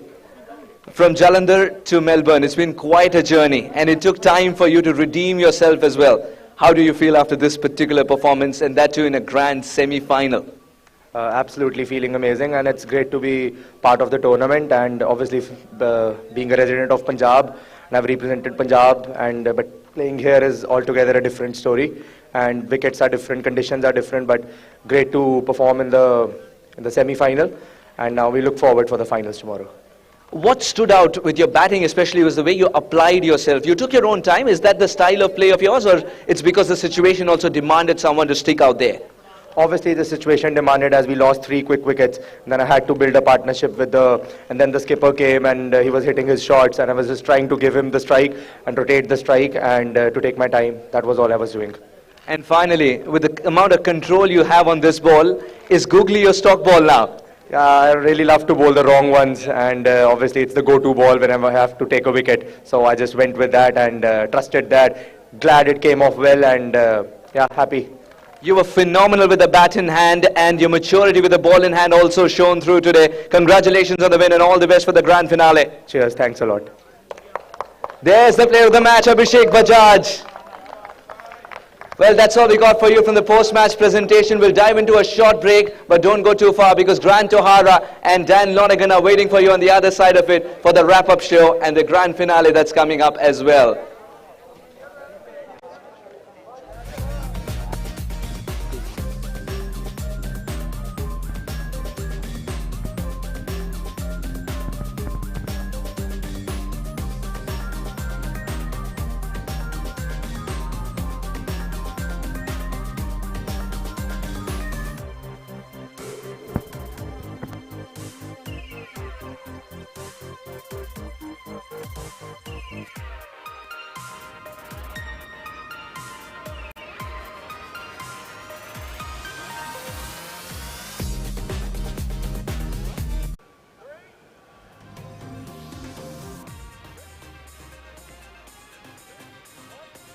An outstanding day of semi-final cricket. ACL 2023 leaves us with India, and incredibly, after their poor performance yesterday, but they fought back well today, the Sydney Mavericks in the final. Grant O'Hara, was it what you expected, the semi-finals?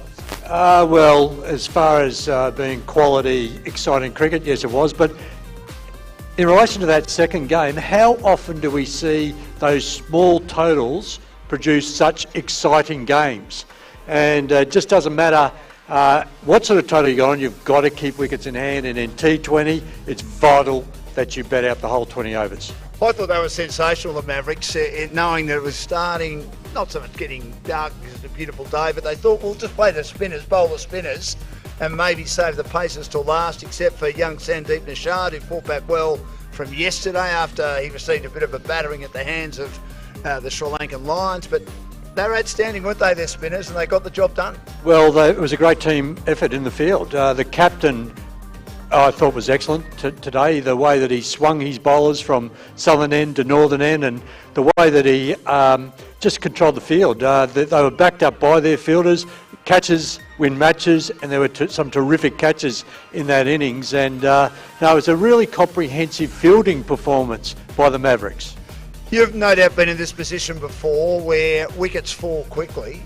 what happens to the mindset? I mean, Pakistan were going okay, and then Selman got run out. Great piece of keeping by Sherry, who hasn't kept a lot before, but he flung himself at it, and he was just out of his ground. Selman was batting pretty well, and then wickets started to fall. What's the mindset like then, Grant? Well, panic. Yeah. And that's what you're trying to do all the time. You try to build pressure, and you try not to panic. You're saying to yourself, don't panic. I can go out and I can, make a difference to this run chase. But all the time, it's just human nature. It's just natural. If you're losing wickets, then the pressure starts to build, does it? And pressure does funny things. Why did you think 120 was enough for the Mavericks?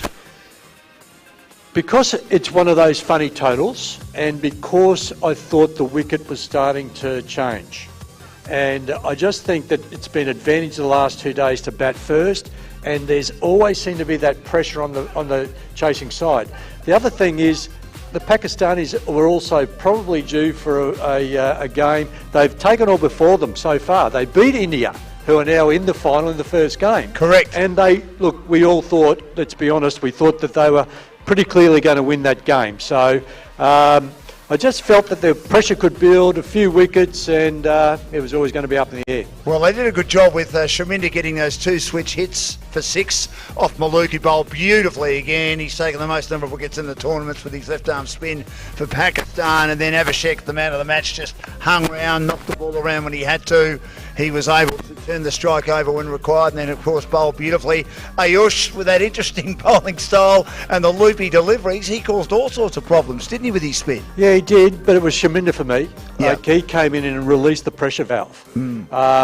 It could have been 80, it could have been 90, and I kept saying in the call, just get that runner ball. If you can get the runner ball 120, you're going to be in this game, and look, as it turned out, I actually got one right, I think. Well, you've got most of them right. That's why we pay you the big bucks, Grant. Now, the first game today, India batted really well. It was a solid performance. Satnam Grewal was due at the bat, got 88 of 61, run out off the last ball. Outstanding performance from him. The Sri Lankans made a big score yesterday and were chasing a big one today. It was a good game of cricket. They kept at it right throughout, but I think their issue was they didn't have the hitters that India had with Big Grewal, and he got great support. Palombo played a different role, and 168 was 12 runs too many. Grewal was the innings of the tournament for me so far. I said during the call he had 2 speeds. He had that one where he'd just chip it and get 1 or 2 and turn the strike and rotate the run scoring, or he had the big shot. And when he hit that, it stayed hit. And did you think they had enough? Look, at that stage I thought Sri Lanka, I just thought they might have had the guns to actually chase that down. We were playing on the furthest wicket, which was playing well, so I did think they had the guns to chase it down, but that case I wasn't right because they didn't quite get him. No, Solomon struggled today. Yesterday everything was out of the middle of the bat. Today he just could hardly get bat to ball. He went cheaply. I thought the innings by the captain Udawada was fantastic, 52. And Bilal was very good. That partnership was building, and then Brendan Rose just wrecked the middle order. Outstanding to win the man of the match and claim a rare fifer in T20 cricket. Yeah, fifer. He'll never forget that. But yeah, you're right. Mahalia, I felt that while he was there, it was still game on. And such a quality player and such a good captain. I thought, look, it's anyone's game still, but as it turned out, the Indians were just too strong. Well, India have won their last 3. They've got a pretty good team. Clive Rose played today as well. Of course, he's played a lot of T20 cricket for the Hurricanes, for the Melbourne Stars, and played first-class cricket for Victoria and Tasmania. They also had the player from Gloucestershire as well that came in, and he was handy. So they've got a very good side, the Indian team. And up against the Mavericks, who came from disappointing effort yesterday, really improved today. So they've got a lot of confidence. Should be a great final. Who do you reckon wins? I'm going to give it to India. I think that they're going to clearly be the favourites, but Pakistan were clearly favourites this afternoon. So, as we said last night, the Mavericks had to forget about the performance during the day and come back and just come out and fight. One thing we will see is we'll see the Mavericks on a high. They'll come back with momentum, they'll fight hard, and look, it could go either way, but for mine, I'm going to give it to India. Only 3 teams in the tournament have won chasing, so obviously whoever wins the toss would like to bat, considering the record of teams batting first in this tournament so far. Yeah, it's been the trend to actually win the toss and bat, but we're on a new wicket again tomorrow, a wicket that's had a 1 week not being used. It's out there being prepared right now. The heavy roller, a bit of moisture, and we could have a separate set of conditions. Looking forward to it. India and the Mavericks. So you think India can get the job done, Grant? I'll put your head on the chopping block. Yeah, I'm going India. I think they've got a really great rounded side, but the Mavericks will fight tooth and nail to the end. Outstanding effort by the Mavericks today. They've beaten Pakistan by 18 runs. India beat Sri Lanka by 12. 2 quality semi-finals. The final is on early tomorrow on Christmas Eve. Get down here to Casey Fields or watch on Set TV with myself, Dan Lonigan, Grant O'Hara and Suhas. Should be a great way to win the 2023 Australian Cricket League here at Cranbourne. 2 quality sides, India and also the Mavericks. We look forward to seeing you in the morning.